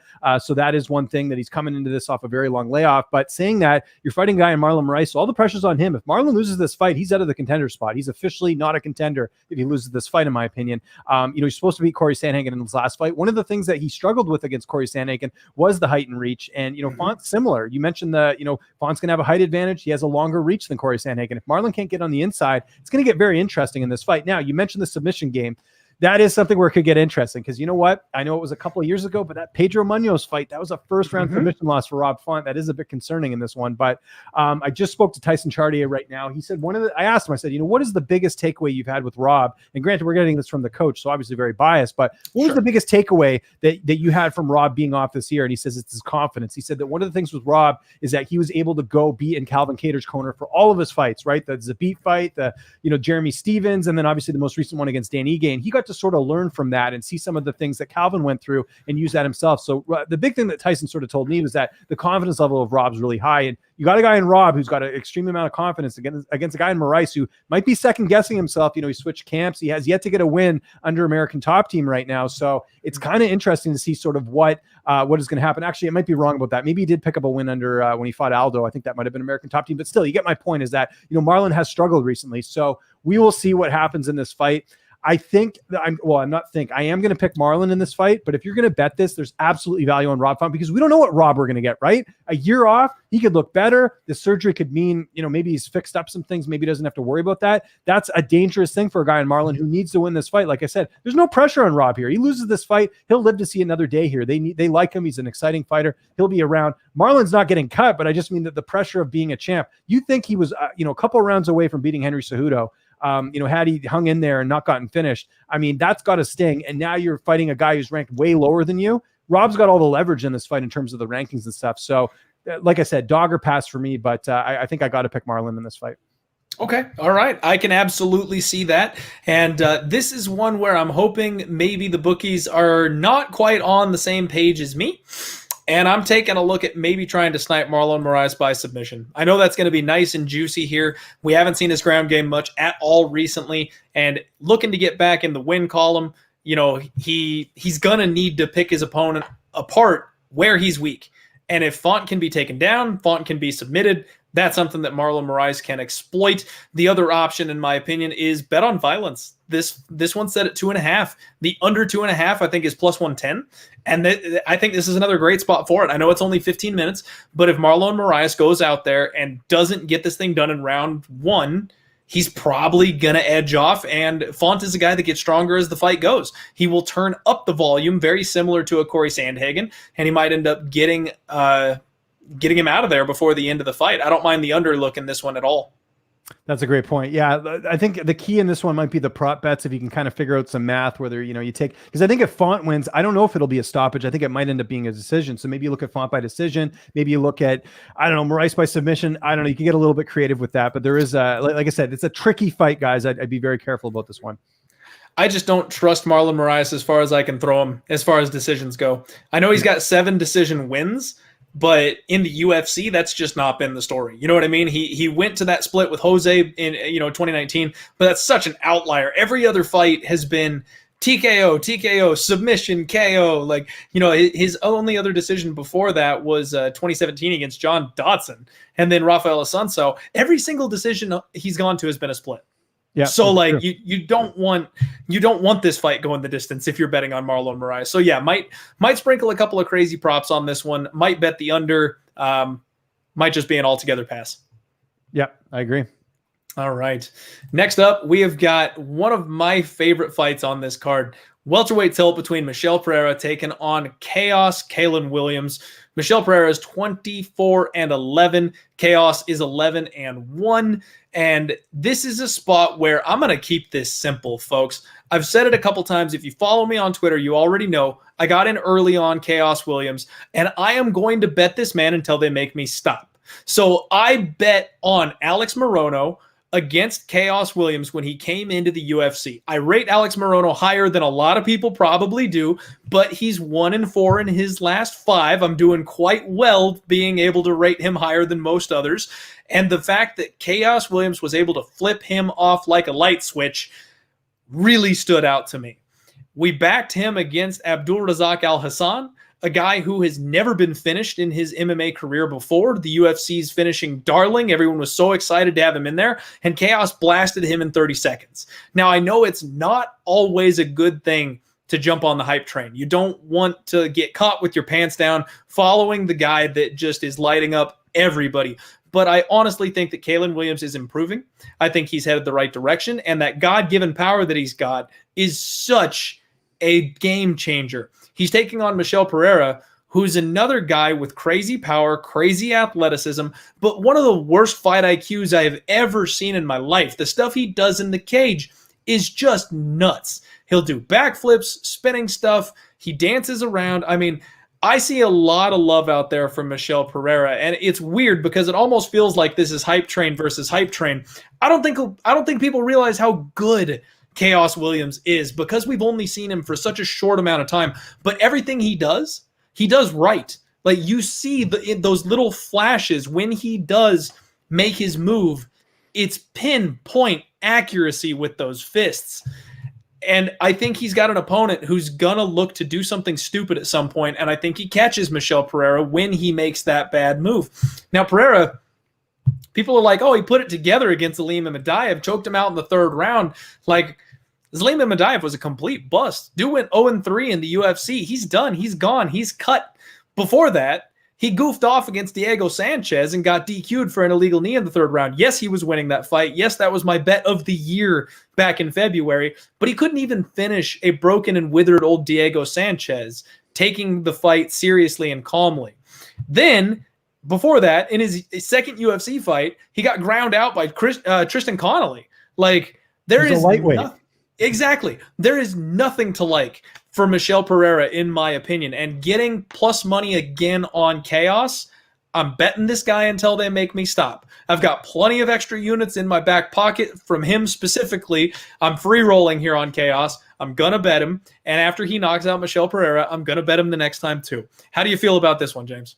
We're exactly the same on this one, although I will mention something. I did happen to interview Khaos today, so you guys can check that out on my channel. Yes. A lot of interesting tidbits in that. Number one, he's already on weight pretty much. He's 175 right now, so weight cut not going to be an issue with the short notice. I spoke to him right after the win over Razak Al Hassan. He sort of expected to fight here. So in terms of the short notice or whatever, in terms of his last fight, like, he was sort of expecting this, so he was ready to go. He talked a lot about momentum, not just him, but, his teammate Joaquin Buckley getting a big win. He talked about, Jamal Hill, who he trains a bit with, who got a big win a couple weeks ago. He sort of is feeding off that heading into this fight. And he was point blank. He was not trying to be disrespectful. He said, look, Razak Al Hassan is a more dangerous opponent than Michel Pereira. So, and he prefaced this by saying, look, I'm not overlooking the guy, but that's just how I feel. I feel like I've had tougher fights than this guy. And he talked about the bad fight IQ. But here's the interesting thing he said. I asked for a prediction in this fight, as I always do. I try and get something under there so I can kind of figure out what he's thinking. He thinks if Pereira fights a little bit smarter, he thinks the fight goes the distance. Now, and he says, if he makes any mistakes, I'm going to clip him. I'm going to take him out, which I agree with. And his fight IQ is atrocious. I was front row at that Tristan Connolly fight. I couldn't believe Connolly beat him. I called Tristan Connolly's fight on the regional scene a few months earlier, and I still didn't pick him to beat Michel Pereira. So, it just goes to show that I wasn't even expecting that to happen here. But check this out. I don't think this will happen, but the odds are kind of tempting here. Khaos Williams by decision is plus 675. You know, I like that. I mean, that's interesting. Like if Pereira, if you can't take him out or whatever, I mean, Pereira, they're both, you know, and that's the other thing. Like, I think people think of him as this being this gargantuan welterweight. I mean, he's 6'1" with a 73-inch reach, but Khaos Williams, looking here, he is actually 6 feet tall with a 77-inch reach. So actually it's Khaos Williams who has the reach advantage in this fight. So it could get very interesting, but I'm glad you brought up the bad fight IQ, because that's the reason there's no way I could bet Michel Pereira in this fight. The value for sure is on Khaos Williams. So not only am I picking Khaos Williams, but yeah, I think you could potentially take him by decision. You might be able to take him by knockout, but I think I'll just take him straight up. I think he wins this fight. I think he's the real deal. I think this is a guy that is, you know, I counted him out against Razak Al-Hassan. I counted him out against Morono. I'm not counting him out here at Clint. I'm taking him in this fight. I think he gets it done. And I think at underdog money, there's a lot of value there. I love it. I love it. And you brought up 2 points that I was going to hit if you didn't. So I'm glad you hit on the reach advantage. And I'm definitely glad we're on the same page here. Limitless Music, I do want to point this out. Saying Al-Hassan is better than Pereira, that may something about Khaos's IQ. Bro, I agree with him. I absolutely think that Al-Hassan is better than Pereira. He's far more experienced. He's got UFC caliber opponents who he's gotten out of there. Good training, high-level coaches, and he's a proven commodity in the UFC. Pereira's 1-2 in the UFC, and maybe he should be 2-1 with the win over Dhiego Sanchez, but the fact of the matter remains, he makes some of the dumbest moves out there, and just because the guy is fast and athletic, it doesn't necessarily mean that he's good. That reach advantage on Khaos, I think, is going to make the difference. He'll be able to close that distance, and when he gets in range, Michel's not going to be fast enough for 15 minutes to avoid the shots coming from Khaos. And you know what? Khaos actually is no stranger to decisions. So, James, I love your play there. He's got 6 knockouts, 4 decision wins, and 1 decision loss. So the fact that Michel Pereira has been incredibly durable throughout his career. He's only got 1 knockout loss. I think that is a sharp, nasty little spot that you found there. And I might be looking to put something on Khaos by decision, because I think you're on to something, especially if he comes in with the attitude that you're telling me that he is. Like I said, he's in the right place. He's got the right people around him. You said he was training with Jamahal Hill, correct? Yeah, a little bit with him, but his main camp is sort of that smaller group with Khaos Williams and those guys. But he did get a bit of training with Hill before his last fight. See, that's so good to me. Like a guy that's streaking like that, training with another guy that's on a heater. I like it, and I've seen him pace himself for 15 minutes. So everybody in the UFC right now thinks this guy is just a flash in the pan. They think he's KO or bust. That's just not true. Khaos has 4 wins by decision. He knows how to take people into deep waters and pick them apart. I've played him straight because I do think he can win by knockout or decision. But yeah, that decision prop is going to be way out of control because everybody expects him to just win by knockout or nothing. I agree. Yeah. Good spot, James. Yeah, no problem. James Lynch earning his keep on the show. Everybody make sure you go give this man a follow. He is the best interviewer in the business. He does some work for a lot of different people out there, and we love having him. This is the Diehard MMA Podcast, and this is also odds.com, so make sure you smash that like button. We cover everything here. My boy Jimmy the Bag breaking down football a couple days a week. Make sure you support him. Tune in for those live streams. And hockey should be coming back pretty soon, which I'm pretty excited about. Yeah, can't wait. There it is. Did you get your Phoenix Coyotes reverse retro jersey yet, Clint? I did not. I got to put my order in before they dry up. I like them. I still like the original one, though, the old Coyote, like the stone one. That looks cool, too. Yeah. The Kachina design, those are pretty cool. Yeah, I'm a fan. I like it a lot. I can't wait for some hockey. I'm a degenerate. I'll bet it, too. Yeah. All right. Jose Aldo taking on Marlon Chito Vera. This is a fight that I was surprised at the amount of feedback that I got on it. Jose Aldo 28-7, Marlon Vera 16-6. This is another changing of the guard fight. It reminds me a lot of Tony Ferguson and Charles Oliveira last week, where you've got the young hungry dog taking that appropriate step up against an aging veteran. Does he still have it? Can he still turn back that clock? We'll find out on Saturday. Aldo is just not the same fighter to me, guys. I don't see it anymore. And especially one thing, so I'll just go ahead and pull the rug here. I bet on Marlon Vera. And a lot of people were telling me that if Jose Aldo fights like he fought against Peter Yan, he wins this fight. I got to wonder if you guys watched that fight super closely. Jose Aldo came into that fight as flat-footed as you can possibly get. And he looked to go power for power with a guy that's in fight years, 10 years younger than him. and much, much more technically proficient than him in MMA 2020. Jose Aldo was the king 10 years ago, but he hasn't evolved his game plan. He doesn't use his leg kicks anymore. Now he doesn't even have that explosive movement that he used to have. He just looks to walk forward and trade. That is the worst game plan you could possibly have against Marlon Chito Vera. This guy is made out of iron. If you are looking for a me punch you, you punch me, let's see who falls down first fight, you do not want to be doing that against Marlon Vera. I think Jose Aldo comes in this, and if he goes power for power with Vera, he's going to find out on the wrong side of this fight that he is not as durable as he used to be. On top of coming off of a life-changing beating against Peter Yan, I don't know how people can have the kind of confidence that they do in Jose Aldo at this point. That's the type of fight, James, that you just aren't the same person after. He was deep in that fight. Round 4, it could have been stopped. Round 5, it should have been stopped 3 minutes earlier. Like, he took a hellish beating in that fight. And I know he's taken a decent amount of time off, but coming back, that's a PTSD fight. You know, if Marlon Vera clips him with something big, if he gets dropped, I just don't know if he's going to have that never say die attitude anymore. We see these veterans fall off a cliff, and I think that cliff is here. Jose Aldo being 1-3, I think, in his last 4 fights as well. I know a lot of people felt like he won that close split decision against Marlon Moraes. I did not have a bet on that fight, and I think Marlon Moraes won that fight. So the UFC didn't do him any favors giving him a title shot off a loss there. I think this is Vera's time to rise. I think it's finally his time to stand up. I've been high on this kid for years, and I don't know what about the mystique of Sean O'Malley got me off of him, James, but I missed my opportunity to bet on him as a gigantic underdog against Sean O'Malley. I believed the hype, and he taught me a lesson, so I'm back. I'm back on the Vera train, and I shouldn't have gotten off it in the first place. I'm going the other way on this one. I do like Aldo in this fight, and I'm glad you brought up the points you did because they're all absolutely fair points, but I want to remind people who he just lost to in the bantamweight champion in Petr Yan. Marlon Chito Vera has not fought anyone close to that level at this point, including Sean O'Malley, who, you know, O'Malley's talented, but I mean, there's a weird ending to the fight. Chito Vera clearly won. I'm not of the truthers that think that, oh, you know, O'Malley stepped on a banana peel and somehow lost that fight. No, it was because of Chito Vera implementing damage that O'Malley lost that fight. I mean, he shouldn't have been an underdog there. It should have been a pick-em at best in terms of that matchup. But here's the thing with Aldo that I want to remind people here. You look at who he's losing to. You know, Yan, Moraes, Volkanovski, who's the featherweight champion. And then he's still getting good wins in between there. Like, people have said that Aldo's been done since Conor. Well, then how does he get wins over Frankie Edgar and Jeremy Stevens, who he finished? I mean, think about Zabit. He didn't finish Zabit in that fight, or Zabit didn't finish Jeremy Stevens. Moicano, he finished him in the second round in a fight where he was able to adjust. So I don't think Aldo's completely fallen off a cliff yet. I do know that Chito Vera does have good knockout power. We've seen that against a lot of guys, but look at the guys he's beating. I mean, the Uhl win was good. O'Malley's good, but Nolan Hernandez not in the UFC. Frankie Saenz is on his way out.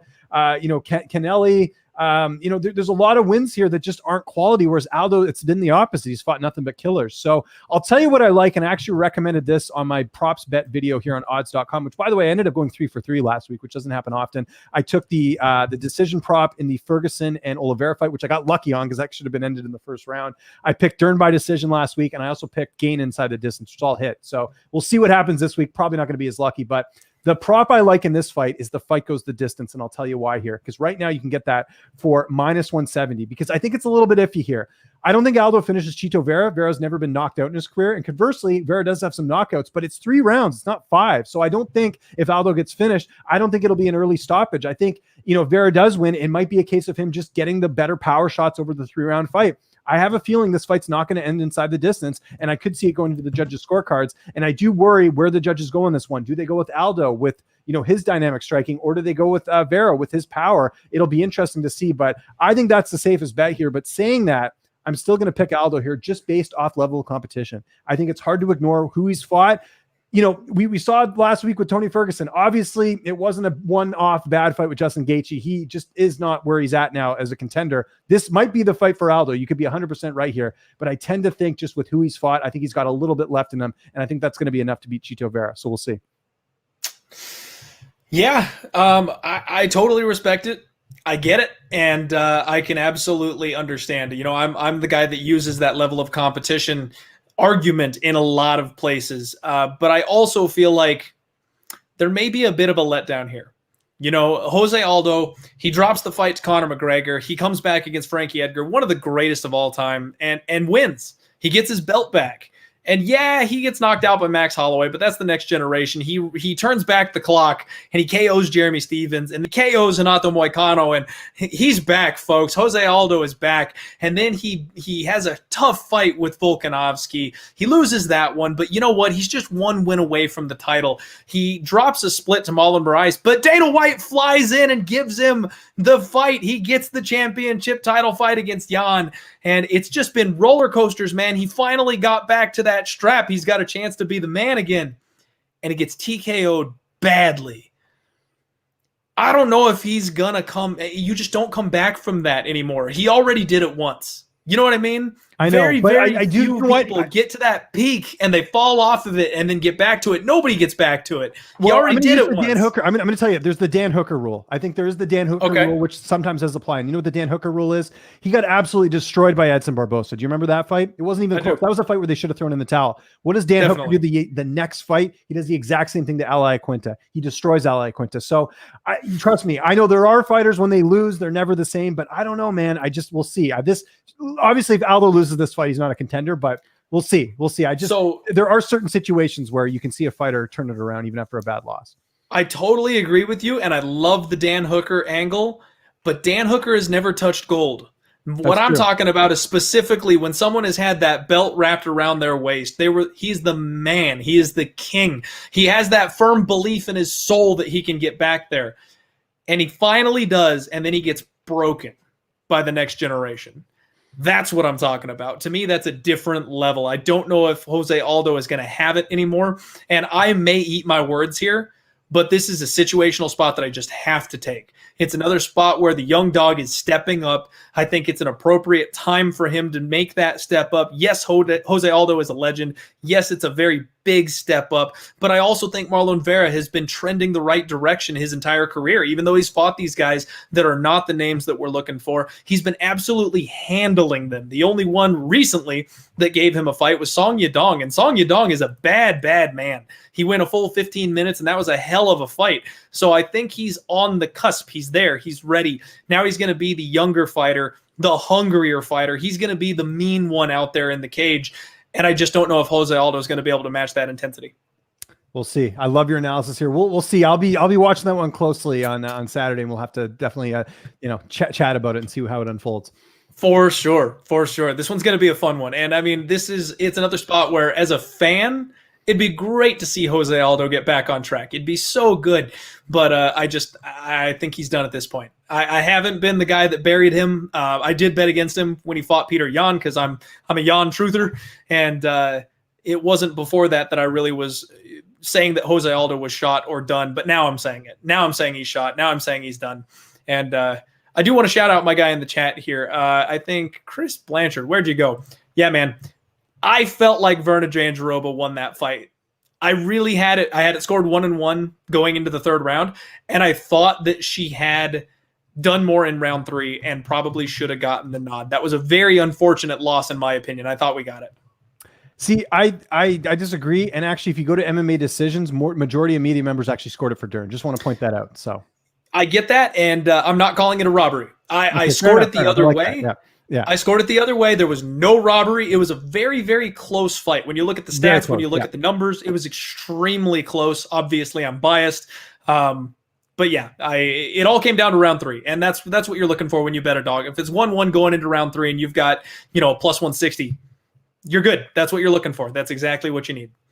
Fair enough. All right. Main event time, folks. Stephen Wonderboy Thompson taking on Geoff Neal. We touched ever so briefly on Geoff Neal's training partner and teammate Alex Morono a couple times on this show. Comes out of Fortis MMA, another guy who is making that vaunted step up, taking on the nicest guy in MMA history, Stephen Wonderboy Thompson. Thompson's had a bit of a rough run as of late. He's 2-3 in his last 5. The split draw and split loss to Tyrone Woodley for the title back in 2016 and 2017. Gets a nice little win over Jorge Masvidal, then loses to Darren Till. Bad look in my opinion.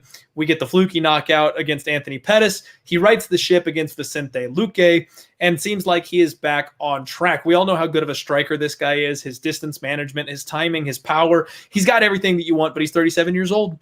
he's getting up there. He's starting to knock on that aging door. Now, Geoff Neal, 13-2. This guy is streaking. He hasn't lost since 2017. He is on a 7-fight win streak, and he's putting it all together. He's just been blasting dudes out of there. You can't stay in the cage with this man. Belal Muhammad was the only one in the last several years to take him to a decision. And he's got everything you could ever want. Power, precision, speed, explosiveness. I mean, honestly, Geoff Neal is what you get when Tyron Woodley and Stephen Thompson have a baby. Like, that's what this guy is. And honestly, he's the dark horse for a title contender, in my opinion, in this division. I got him at even money. I bet Geoff Neal at plus 100. It's another spot where the young, hungry dog is taking that step up.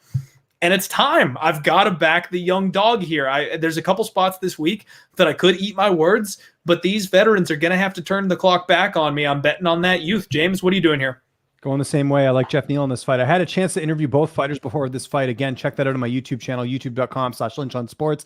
Have it under the UFC Vegas 17 playlist. But, it comes down to age for me. With Thompson, he's 37 now. That's another year that he hasn't fought. He's actually, he has a longer layoff heading into this fight than Geoff Neal does. I mean, they fought a month apart, but still, that's a pretty significant layoff heading into this fight. And it's funny because, a lot of people sort of said, well, this is kind of similar to the Luque matchup where you have a guy who's got, really good power and good striking. But Geoff Neal was very adamant when I interviewed him that he is not like Vicente Luque at all, and that he does some different things. And I tend to agree with him. Geoff Neal's a guy that is not only going in there, but he's finishing opponents. When was the last time Mike Perry was knocked out in the first round? I know it's Mike Perry, but still, Nico Price finishing him in the second round. Belal Muhammad, who's a very good, talented guy that we talked about here on this card, he got a win over him. This guy's been on a roll. And add in the fact, two things that I think people are maybe unaware of. Number one, he had that server job. That's no longer a thing. So he's full-time training. Doesn't have to worry about that. Number two is he didn't do much strength and conditioning, prior to this. And apparently he's added that in. And Alex Morono was just raving. He's like, and granted they're teammates, but he was talking about how he's like, look, like Geoff's on another level right now. Like the fact that he's now adding this in and he didn't have it before makes him a very dangerous opponent here. And yes,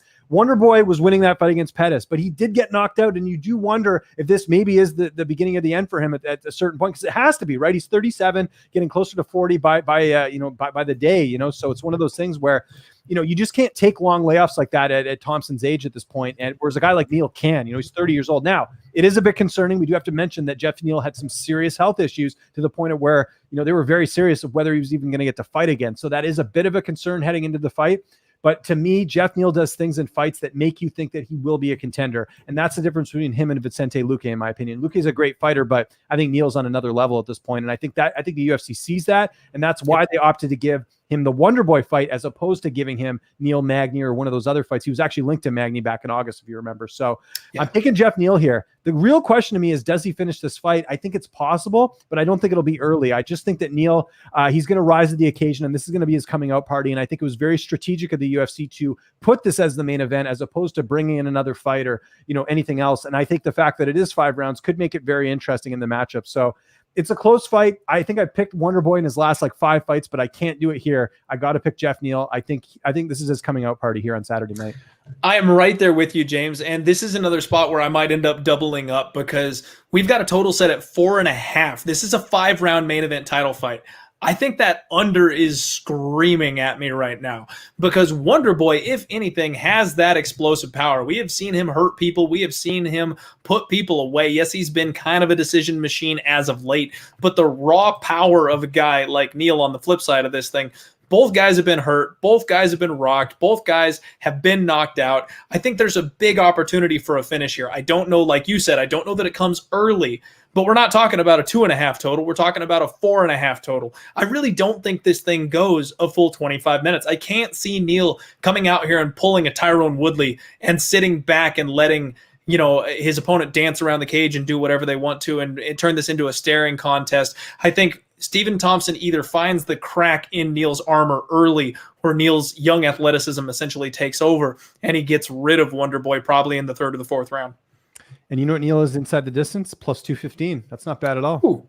So I've already got a nice solid straight bet on Neal. I may do my usual sprinkle of rounds 3, 4, and 5 because I think Wonder Boy can at least survive that long. We almost got that Davison Figueiredo massive spot when he got into the 4th and the 5th round. No one ever saw that coming. I was really hoping for a score at the end of my night there.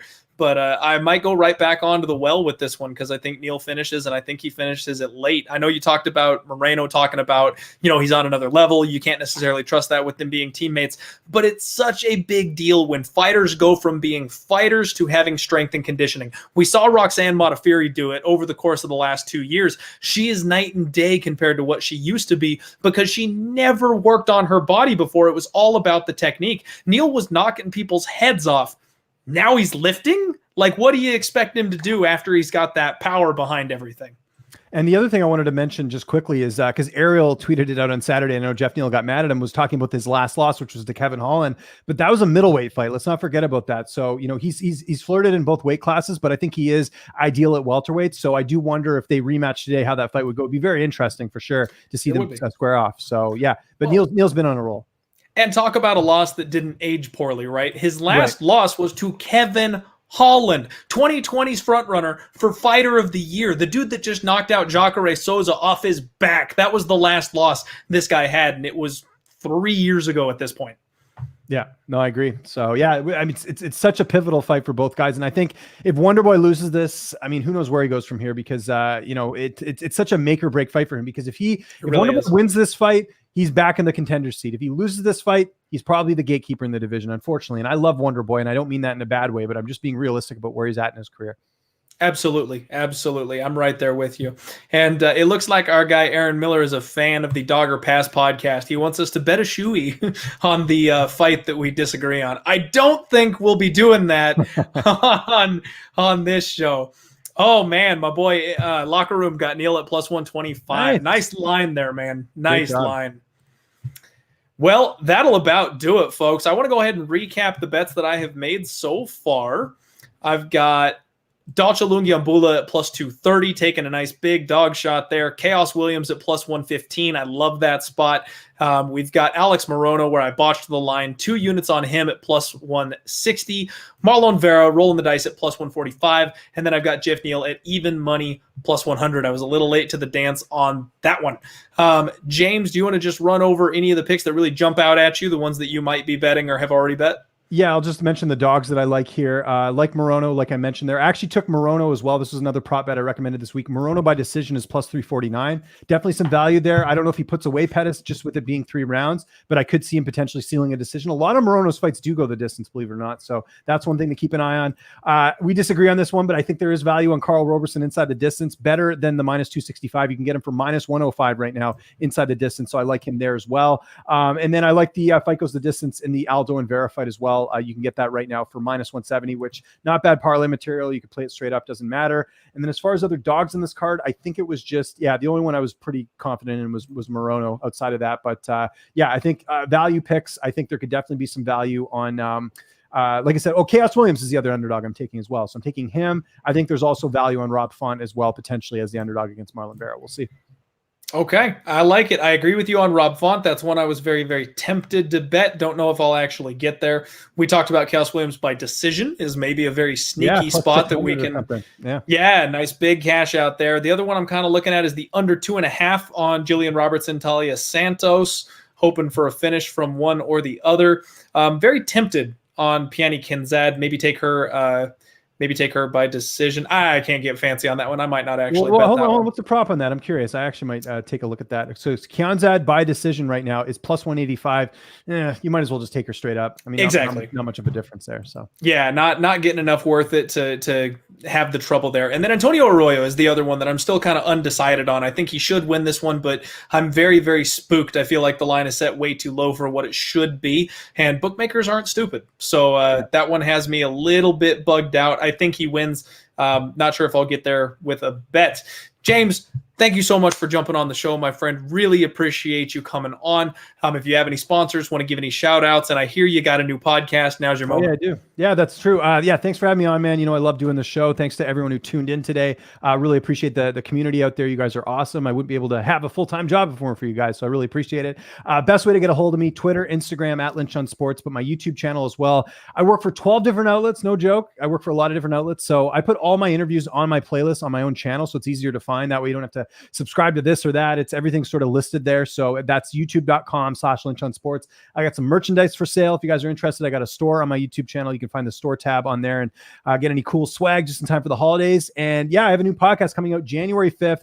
Myself and Aspen Lads head coach Jim West, we're starting a new podcast called Victory Loves Company. A little bit of a different podcast where we're going to be talking about, major topics and things like that. But we're also going to be tackling it from a coaching perspective, which I think will be a little bit interesting. So Jim's, trains not only Aspen, but Mario Renault, Anthony Fluffy Hernandez, Max Griffin. So he's got a lot of experience in the industry. So hoping this will be something interesting and informative for you guys as well. That's going to be January 5th. And our first guest is going to be Forrest Griffin. Wow, that's awesome. Say hi to Forrest for me. Longtime favorite fighter. One of the guys that got I've never me interviewed into him, MMA. actually, so I'm excited. That's freaking cool. That's the one guy. I've interviewed so many guys from that Tough One season. He's one of them I haven't, so I'm interested with that. To this day, the pound for pound best MMA commercial ever is the Toyo Tires commercial, where it's Francis Ngannou and the chick picks Forrest Griffin out of the options, and you've got Pettis and Reyes shadow boxing with their shirts off, and he just kind of winks at her with the mug. It gets me every time. I love that guy. Absolutely. All right. So thank you very much, James. Thanks you to everybody that tuned in. You all have a wonderful week. I will be doing a podcast next week on Monday, just kind of a wrap up and a Christmas show for everybody. Obviously, there's not going to be a card to break down next week, but we will talk so we can kind of hang out a little bit. Everybody have a happy holidays if we don't hear from you, because I know people may not tune in if there's not a fight to break down. But y'all go out there and have some fun, spread some cheer. I know we're all dealing with a very, very tough time right now, but this is a good time of year, and I know it's hard for a lot of people, but hang in there. There's a lot of people out there in the world that can help you if you need help. It is not weakness if you need help. It is something that is actually a sign of strength, that you're willing to admit that you have a problem and go seek the help that you need, whether it's mental or otherwise. Make sure you stay safe out there. Be the light out there that other people need. Surround yourself with positivity, and it will follow you everywhere you go. Have a wonderful week.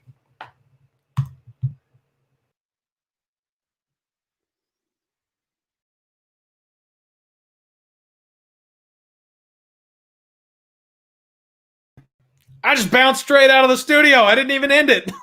I hit the wrong button. Thank you, James, if you're still out there. I think James was chilling. He was going to chat with me backstage, and I ended the broadcast. So he just got unceremoniously booted from my podcast. James, I'm sorry. Oh my gosh. My bad. I'm going to have to message him on Twitter. All right. Those of you who have been sticking around lately know I got to do my little video sprinkles here for odds.com. So if you want to peek behind the curtain, hang out with me here for a couple more minutes. But I'm just going to be talking TV here for a second.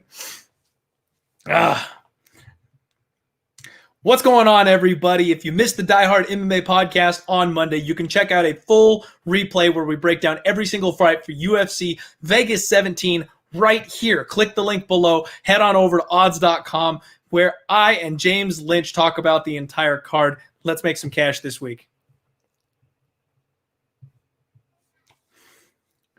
Thanks for watching, everybody. This is odds.com. If you missed the show, check out the link below. You can see the whole thing over on odds.com. All right, what is up, everybody? It's Clint from the Diehard MMA Podcast, and this is Total Madness for UFC Vegas 17. The show is exclusive to odds.com. Click the link below. Part you right over there. Check it out.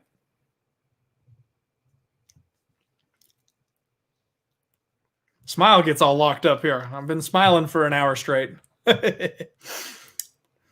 What is up, everybody? This is the post-weigh-in recap. It is exclusive to odds.com.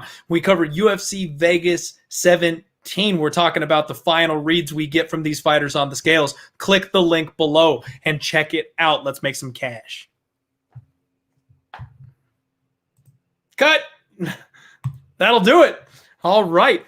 Thank you all very much for being with me. The 286 of you hanging out, just kind of chilling with me here for that little bit at the end. I appreciate you all. I got to get my shit together after 2 huge winning weeks. We have just this awful meltdown at UFC 256, and I'm pissed. We're going to get it back together. We're going to end this year positive. We're only down like 2 units for all of 2020. It's been like this. But you know what? The fact that you guys support me and the fact that you guys tune in and think I put on a good show, that really is what makes the difference to me. And I love you. So thank you all very much. Have a wonderful week. Let's roll.